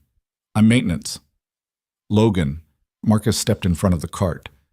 In the past 3 weeks, you've had 2 conversations with this woman that I'm fairly certain have restructured the way she thinks about running a company. I've been watching her for 9 years. I know the difference between Vanessa Caldwell in professional mode and Vanessa Caldwell actually moving through something. He paused. She's moving through something. Logan looked at him. I'm not asking you to go for her sake, Marcus said. I'm asking you to go because you've been in this building for 14 months, and the only time I've seen you look like a person instead of a very well-functioning system is when something actually asks something of you. He left the cart in the corridor. The 12th floor was full by the time he got there. Not auditorium full, not quiet and directed toward a stage. Just full, the way a space was full when people were actually present rather than performing attendance. The chairs were arranged in a wide circle, maybe 150 of them, and most were occupied. People were talking to each other. Developers and communication staff and accounting people who Logan had only ever seen in the elevators, all in the same room, no hierarchy visible in the physical arrangement. He found a chair near the outer edge. Vanessa was already in the circle, not at a designated position, just in a chair, same height as everyone else's, her jacket folded over her knees. She saw him come in. She didn't signal it, didn't acknowledge it, just saw him and he saw her see him, and that was that. She started talking when the room settled. She didn't use notes. She didn't use a presentation. She started by saying she wanted to tell them what she had been thinking about for the past 3 weeks, which was this, that she had spent 6 years building a company on metrics she'd inherited from a culture she'd never interrogated, and that a 94-second video of a janitor not humiliating her had done more to reorganize her thinking than 6 years of quarterly reports. Laughter. Real laughter. The surprised kind.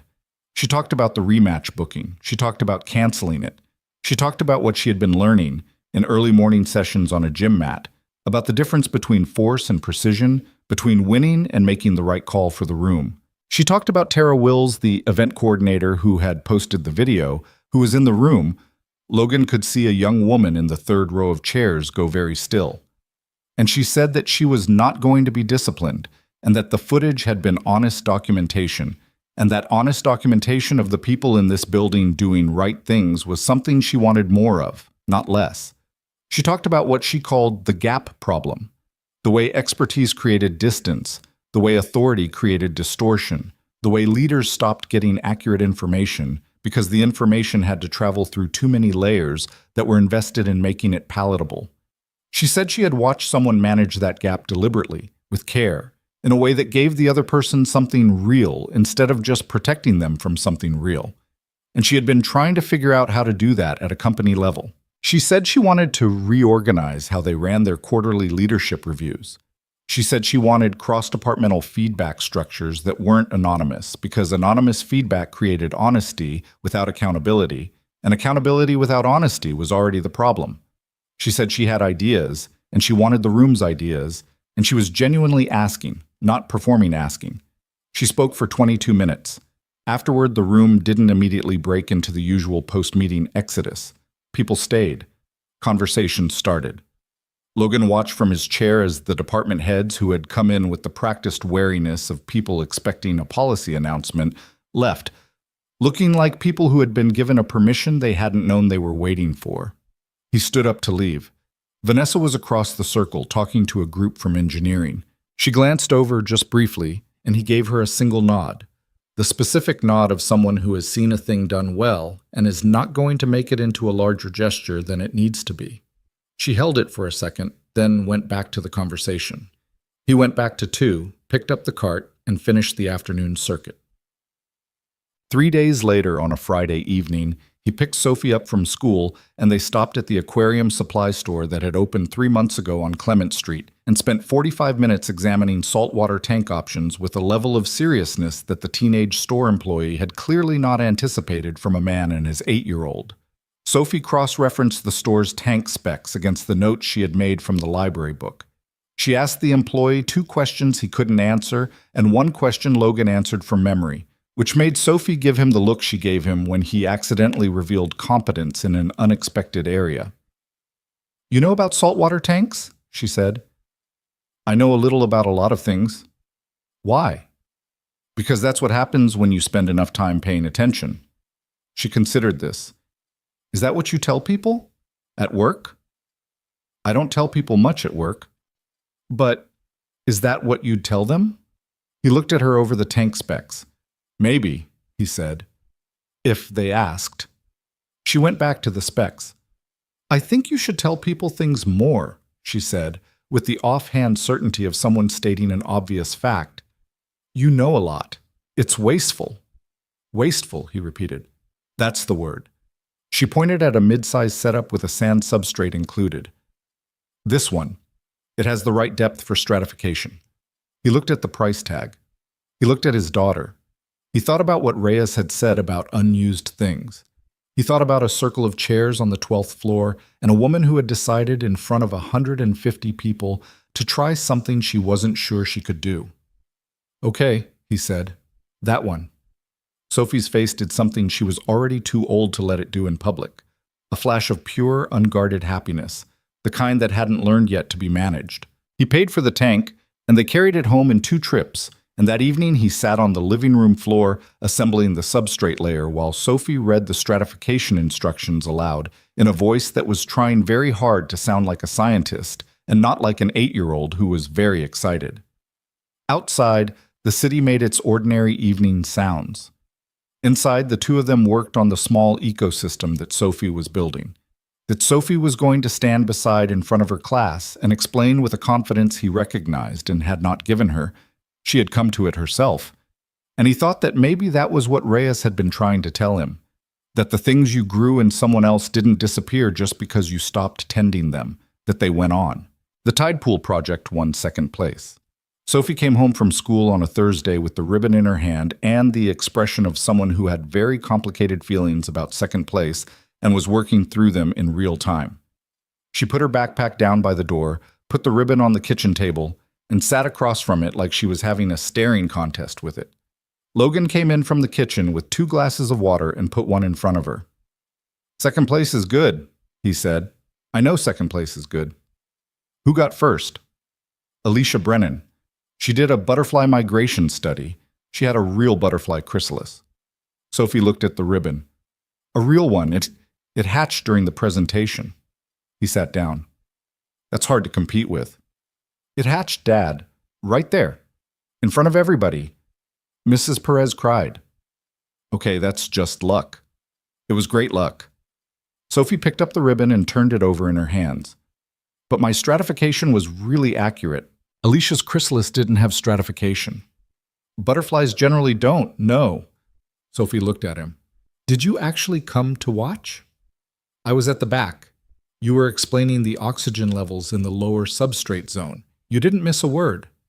I practiced on Mrs. Herrera. I know, she texted me. Sophie set the ribbon down and picked up her water. She drank it with the expression of someone who had made their peace with something. Danny Kowalski's volcano didn't place. What happened? Too much baking soda. It went sideways. She paused. Into the display table. It got on Tyler Marsh's solar system. Was anyone hurt? Just Tyler's feelings. Another pause. And the volcano. He did not smile. He came very close and did not. Sophie looked at him, and the not smile became visible to her because it was always visible to her, and she grinned the gap-toothed grin that she had recently decided was embarrassing in public, and had therefore been selectively deploying only at home, which made it feel like something given, something chosen. "Second place is actually okay," she said. "Second place is actually okay," he agreed. She picked up her backpack and went to her room to start homework.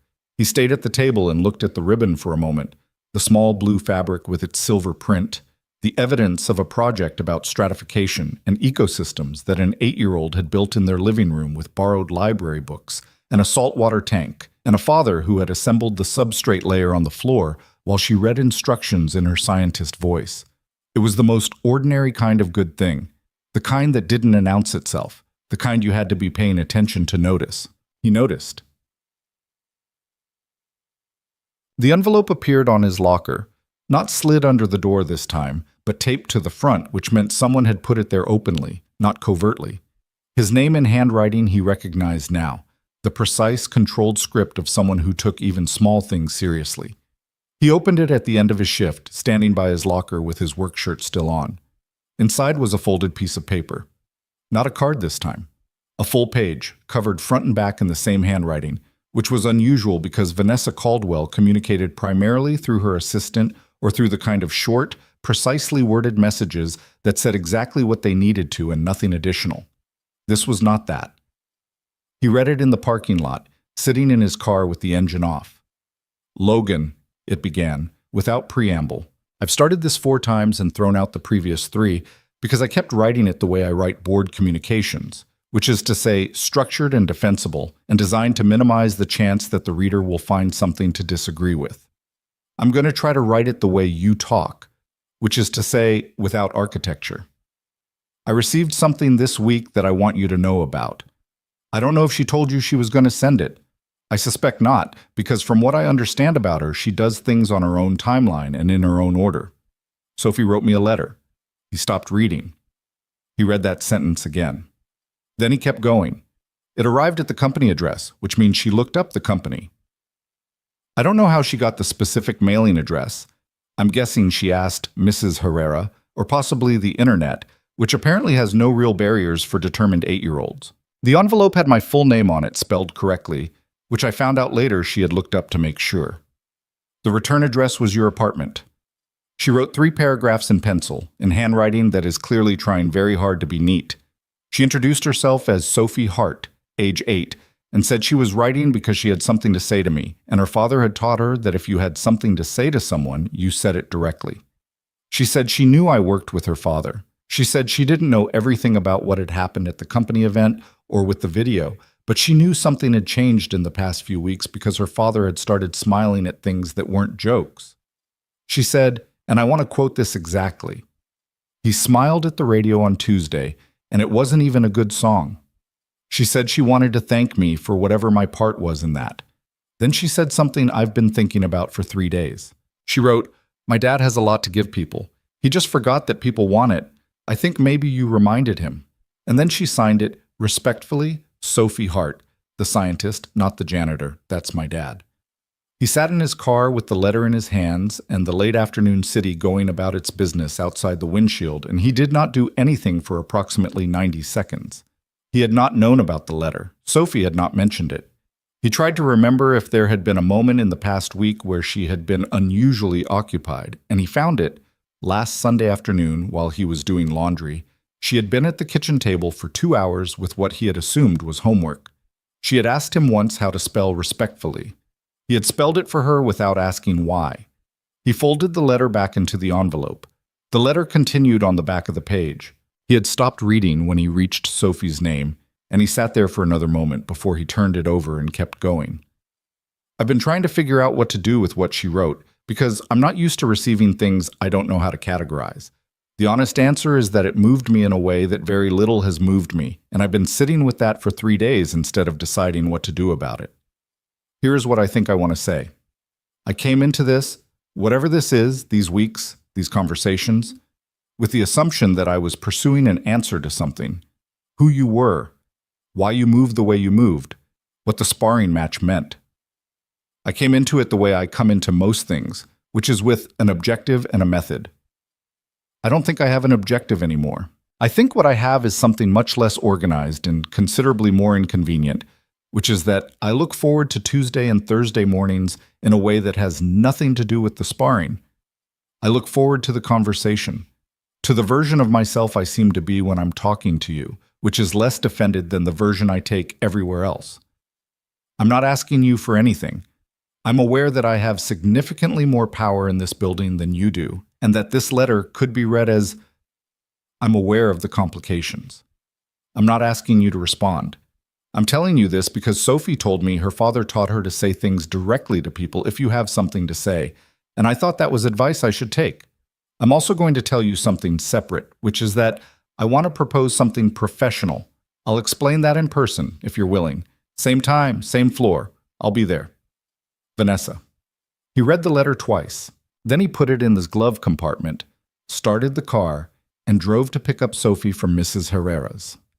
Sophie was at the kitchen table doing math when he came in, and she looked up at him with the baseline assessment that she performed every time he walked through the door, the rapid check of his face that she had been running since she was old enough to read him, the check for whether today had been a hard day or a manageable day or a something happened day.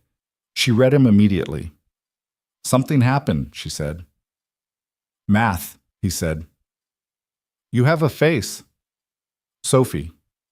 The letter face, she said, and went back to her math, which told him everything. He sat down across from her and waited until she finished the problem she was on. She wrote the answer, checked it, put her pencil down. You wrote to Vanessa Caldwell, he said. She looked at the table. Then she looked at him. There was something slightly defensive in her posture, the set of her shoulders that appeared when she'd done something she believed was right, but knew might get complicated. I had something to say, she said. You looked up the company mailing address. Mrs. Herrera helped. You spelled respectfully correctly. You helped with that one. She looked at him carefully. Are you mad? He thought about it genuinely, the way she deserved. No, he said. Are you embarrassed? A little. She nodded, accepting this as reasonable. I thought someone should tell her, she said. You never would have. You don't know that, Dad. She looked at him with the particular patience of someone who knew him better than he knew himself in specific areas. You would have waited until you had figured out the exact right way to say it, and then by the time you figured it out, it would have been years and I'd be in college. He opened his mouth and closed it. She picked her pencil back up. Is she nice? Sophie asked. In person. She's... He thought about the roof, the gym, the circle of chairs on 12, the letter in his glove compartment. She's trying to be. That's what you said before. It's still true. Is trying enough? He looked at his daughter. 8 years old, second-place ribbon on her dresser, a saltwater ecosystem on the living room shelf, a letter written in pencil to a CEO she had never met because she had something to say, and she said it. Yeah, he said. I think trying is actually most of it. Tuesday morning, 5:15. He was on the east mat when she came through the gym door, and she stopped when she saw him already there. A small pause, a recalibration, before she crossed the floor and set her bag down. You came early, she said. I'm usually here before you, he said. You just don't normally know it. She looked at him. Something in her was being held carefully, the same way she had held things on the roof, prepared for multiple outcomes. You got the letter, she said. I got the letter. I shouldn't have. It was fine, he said. It was honest. I don't have complaints about honest. He looked at her steadily. Sophie wrote to you. The careful holding shifted. She did. I didn't know she was going to. I know you didn't. What she wrote was true, Vanessa said. Whatever you're about to qualify about it, it was true. I'm not going to pretend it wasn't true to make the conversation more comfortable. She paused. You've been smiling at radios. He pressed his mouth together briefly. I'm going to have a word with her about disclosure. She's 8, and she's remarkable. She is, he said. She's also occasionally a public liability. Vanessa's expression did something it had been doing more in the past few weeks. The controlled surface giving way to something more unguarded. Something that was actually amusement rather than performed amusement. It changed her face considerably. He had noticed this happening with increasing frequency and had been trying, with limited success, to not track it. You said in the letter you had something to propose, he said. Professional. She came and sat on the bench. He remained standing for a moment and then sat beside her, the same arrangement they'd had since the first Thursday, parallel, facing the mat, the distance between them neither close nor performatively far. I've been restructuring the leadership development program, she said. I told the board last week that I wanted to rebuild it from the inside rather than bringing in an external consultancy. They were skeptical. I made the case. She paused. I want to build a program that teaches what you actually taught me, not martial arts, though that can be a component if you're willing, the principles, the gap management, the difference between force and precision, self-regulation under pressure, how to read a room and make decisions that are about the room rather than your own position in it. He was very still. It would be a formal position, she said. Compensation that reflects a formal position, not what you're currently making. I want to be completely clear about that. This is not charity. This is not me finding a way to keep you in the building under a different title. What you know about how human beings move through conflict, how they regulate themselves, how expertise creates blind spots, that's worth something real. I'm a janitor, he said. I don't have credentials for... You have 14 years of military instruction, 2 federal commendations, and a track record that your file, when I had someone read it properly rather than skim it, indicates was exceptional by any standard. She met his eyes. The accident doesn't erase the record. It's part of it. And frankly, the fact that you walked away from everything because of it, that you held yourself to a standard higher than what the incident review required, that's not a disqualification. That's evidence of the exact thing I want to teach. He looked at the mat. You don't have to answer now, she said. I know. I also want to say, she stopped, started again. The other thing in the letter. I want to be clear that the professional proposal is entirely separate. I'm not making them conditional on each other. If you want to take the position and everything else is something you want to leave alone, that's a legitimate answer and it won't change anything. He turned to look at her directly. And if I don't want to leave it alone? A silence. Not the uncomfortable kind, the kind that had weight. Then we figure out what it is, she said, slowly and honestly, and without either of us pretending we're not complicated people with complicated histories who are both significantly better at controlling physical space than emotional space. That's a very accurate description. I've been thinking about it for a while. I know. He looked at the mat again. I have too. Another silence.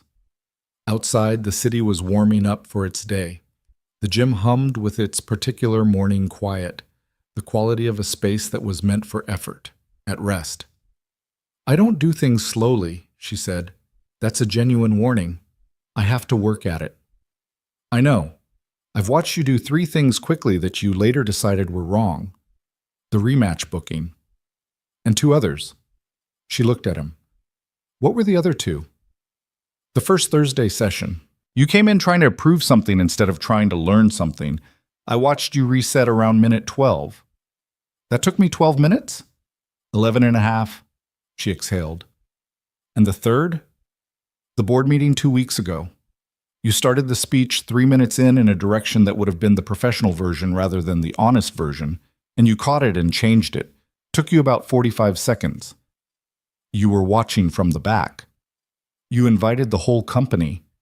She was quiet for a moment. You watch people very carefully. I was trained to. I can't turn it off. Does it bother people? Most people don't notice. I notice. I know. He looked at her. It doesn't seem to bother you. It doesn't, she said. That surprised me, actually. I usually don't like being read. I've been told I give very little away. You give more away than you think. To you. Maybe to people who are paying attention the right way. She looked at him for a long moment. Then she said, The position. Take some time with it. I'm not pulling it if you don't answer tomorrow. I'll answer Thursday, he said. Okay. And the other thing? Also Thursday, she said. If you want. Also Thursday. He stood up and picked up his water and moved toward the equipment room to start the morning. At the gym door, he stopped because something had been sitting in him since the parking lot, since the letter, since Sophie at the kitchen table saying he just forgot that people want it. Vanessa. She looked up. Sophie's science fair is next month, he said. The real one. The district level. She made it past the school round. With the tide pool? Yeah. He paused. She asked me last week if she could invite someone. I told her she could invite whoever she wanted. Vanessa looked at him steadily. Did she say who she wanted to invite? She said she wanted to invite someone who would appreciate the stratification. A silence. I appreciate stratification, Vanessa said carefully. I know you do, he said. I'll have her write you another letter. He went through the door. Behind him he heard, not a laugh, something more controlled than a laugh, but in the same family, something real. He called Reyes that afternoon, not about anything specific, just because Reyes had said call when you're not in crisis, and it had been 3 weeks, and he wasn't in crisis. He was the opposite of crisis, actually, which was its own unfamiliar territory. Reyes picked up on the second ring. Heart. Reyes. You sound different. Different how? Less like someone carrying something they won't put down. A pause. Did you put something down? Working on it. Good.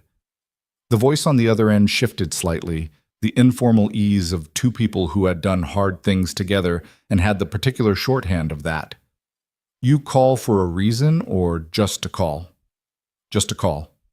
A pause, and then something Logan hadn't heard from Reyes in 4 years. A short, easy laugh. Look at you, Reyes said, making a phone call for no reason like a functional person. Don't make it a thing. It's a little bit a thing. Reyes. Okay. How's the kid? Second place at the school science fair. Made districts. No kidding. The tide pool? The tide pool. Smart girl, Reyes said. Takes after her old man. She takes after her mother. Sure, Hart, sure. Another pause. And the CEO? Logan looked out the window of his apartment at the early evening city. Still working on it. Still on 4 cleaning the gym. For now, there's an offer. I haven't answered yet. What kind of offer? He told him. Reyes was quiet through the telling, which was his way. He had always listened completely before responding, even at 23, even when every other young instructor candidate was already formulating their response halfway through your sentence. You're going to take it, Reyes said when Logan finished. I haven't decided. You're going to take it. You've been talking for 2 minutes about a job offer, and not once did you say the words, I don't think I'm qualified, or I don't know if I can do it. You just described what it is. Reyes paused. You always knew when a student was ready by whether they'd stopped asking permission from themselves. You've stopped asking permission. Logan was quiet. I mean it as a good thing, Reyes said. I know. Take the job, Hart. I'll think about it.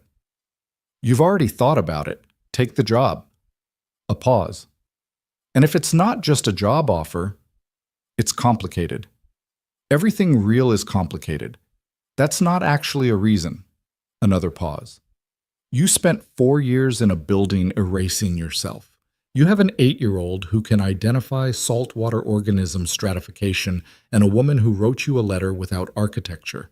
I think you've earned something complicated. He looked at the window. The city was doing what it did as evening came in. The light changing, the density of movement on the sidewalk shifting, the first restaurant smells starting to come up from the street below. You're surprisingly wise for someone who once got baking soda in Tyler Marsh's solar system, Logan said. That, Reyes said, was a different person. Yeah, Logan said. It was. Thursday morning, 5:14. He was on the mat when she came through the door. You're a minute early, she said. I had an answer. She put her bag down. Already? I told you Thursday. She came and stood at the edge of the mat looking at him. And? Yes to the program, he said. With conditions. What conditions? I designed the curriculum. Not a committee, not your communications team. I'll take input, I'll work with people, but the structure of what I'm teaching and how I'm teaching it comes from me. Agreed. I want a room, not a boardroom. A room with a mat and room to move. If I'm teaching people how to operate under pressure, I'm not doing it sitting around a conference table. Done. And I'm keeping my locker on 3. She paused. You want to keep your locker? It's a good locker. Marcus gave me the one near the window. Something moved through her face. Fine. You can keep the locker. He nodded once. The other thing, she said. Yeah. She waited. I'm not going to pretend I know how it goes, he said. I don't have a plan. I'm not good at this in the way I'm good at other things. I'm going to get it wrong sometimes, and I'm going to be worse at the slow part than you are, even though you said you'd be bad at it. That's a low bar. I know. He paused. What I can tell you is that I haven't looked forward to something that wasn't Sophie since before the accident, and I'm aware of what that means, which is why I'm saying it, because apparently I've been advised to say things directly to people when I have something to say. Vanessa was quiet for a moment. Your daughter is going to be a formidable human being. She already is. I know. Her voice was softer than it usually was in this room, stripped of the last professional layer. I want to answer your conditions. Okay? Yes to all of them. She paused. And my condition is this. You don't disappear. If something gets hard or uncomfortable, or I make a call you think is wrong, you tell me. You don't go quiet. You don't manage the gap by widening it. That's fair. I'm serious. I've watched you make yourself invisible in this building for over a year. I don't want that version. I want the one that shows up on roofs and argues about curriculum and tells me when my guard is dropping. Your left guard still drops when you're tired. I know, and I want you to keep telling me. She looked at him steadily, and there was something in it. Not the CEO look, not the look she used to measure outcomes. Something more open, more uncertain, more real. Is this a terrible idea? He thought about it honestly. Parts of it are probably a bad idea, he said. Most of the important things are. That's not reassuring. It wasn't meant to be reassuring. It was meant to be true.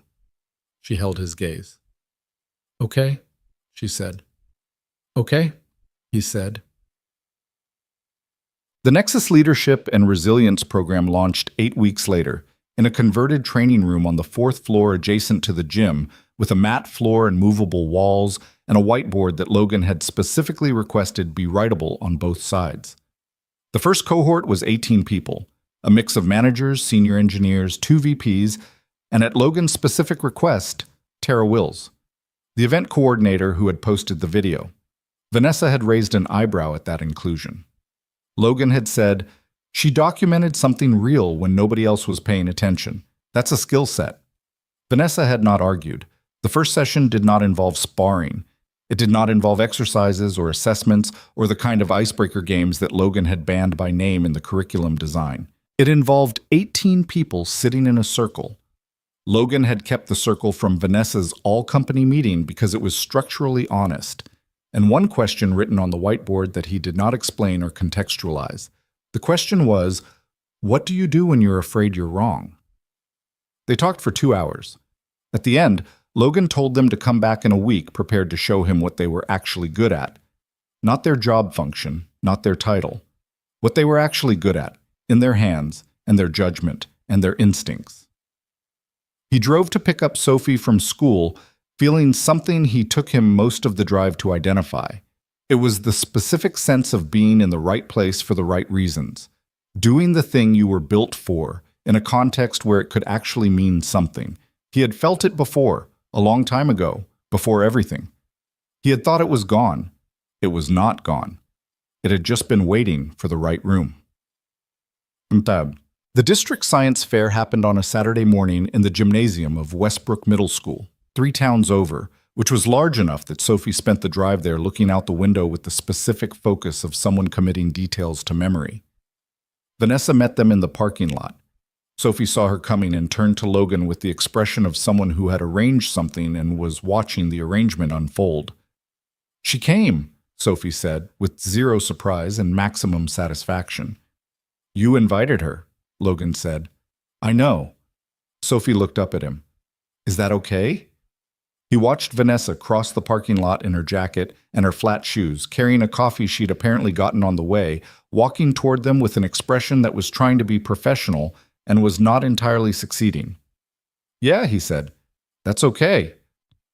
Sophie took off toward Vanessa at a walk that was very close to a run, which was the closest Sophie allowed herself to running in public now that she was 8, and said, "I have stratification across 4 distinct depth zones, and I also have a live hermit crab named Carl."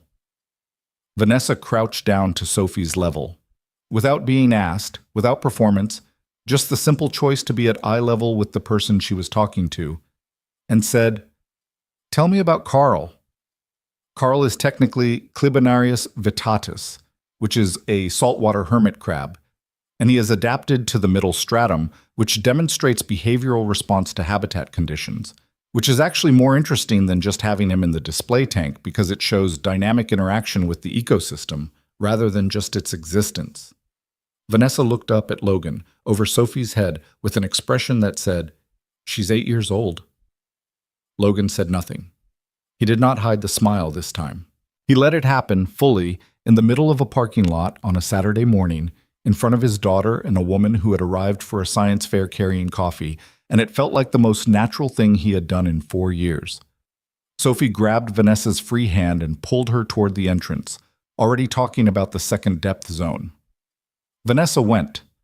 She glanced back at Logan once, over her shoulder, with the undefended look that had become the version of her he knew best. Not the CEO, not the competitor, not the woman who had spent her whole life trying to earn a 6-minute phone call. Just a person, surprised to be happy, still figuring out what to do with it. He caught up to them at the entrance. Sophie didn't let go of Vanessa's hand. There is a thing people say about strength, that it is about never breaking, about holding the line, about being the last one standing. They build entire systems around this idea. They measure themselves against it. They pour years into it. Logan Hart had been strong in that way.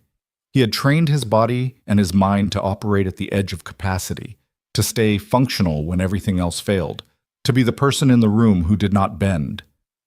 And then one afternoon on a training mat, strength had not been enough.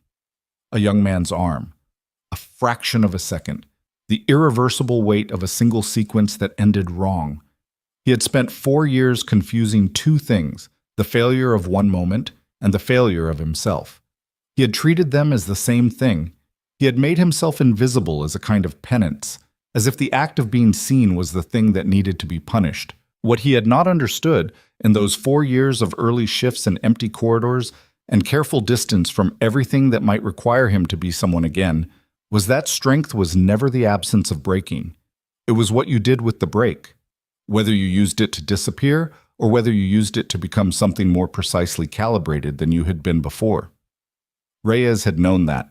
He had been living it for 4 years in a gym in Meridian, working with bodies that had learned to work differently, building a practice out of the very thing that had broken him.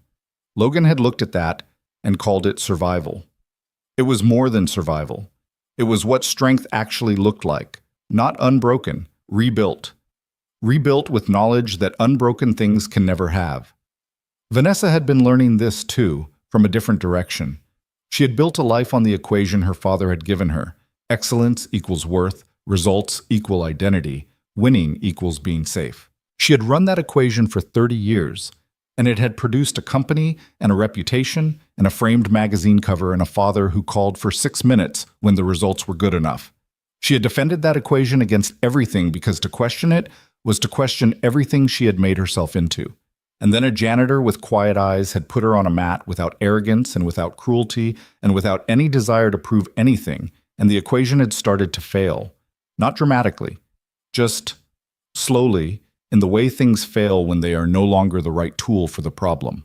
When the problem has changed and the tool hasn't noticed. She was still learning. She would be learning for a long time. She still moved too fast sometimes, still reached for the professional frame when the personal one was what the moment required, still had days when her father's voice in her head was louder than her own. These were not things that resolved cleanly. They were things you worked on with the same patience and consistency you brought to a training sequence, session by session, adjustment by adjustment, falling down and getting up, and not pretending the falling hadn't happened. This was the actual shape of it when you took the architecture away. Not a clean arc, not a series of lessons that built toward an insight. Just two people, both cracked in specific ways, both carrying things they hadn't put down soon enough, finding out that someone else's particular cracks could fit against yours in a way that made the whole structure more stable rather than less. Sophie Hart had understood this before either of them. She had seen it in the way her father's face changed, the small, imperceptible loosening that only she had the baseline data to track. She had written a letter in pencil at a kitchen table because she had something to say, and she had been raised to say it. Carl the hermit crab took second place in the invertebrate category. Sophie accepted the ribbon with a seriousness that suggested she was already designing her entry for next year, and then immediately turned to Vanessa to explain the methodological improvements she intended to make to the water circulation system. Vanessa listened, not because it was useful, not because it produced anything, because a small scientist was telling her about water circulation with the full force of her attention, and it turned out that the full force of Sophie Hart's attention was a thing worth receiving. On the drive home, Sophie fell asleep in the back seat with Carl's travel container on her lap, her head tipped sideways against the window. Logan drove. Vanessa sat in the passenger seat with her coffee long gone cold, watching the city pass, the late afternoon light doing what late afternoon light did on these streets, gold and specific and impossible to hold. She's going to win next year, Vanessa said quietly, so as not to wake Sophie. She's going to win next year, Logan agreed, the same quiet. A pause. I'm going to have to learn a lot about saltwater ecosystems, Vanessa said. You're going to have to learn a lot about saltwater ecosystems, he confirmed. She looked at him. He was watching the road with the steady attention he brought to everything, and there was a looseness around his mouth that was not quite a smile and more than one. Something settled, something finally, tentatively, at home in itself. She looked back out the window.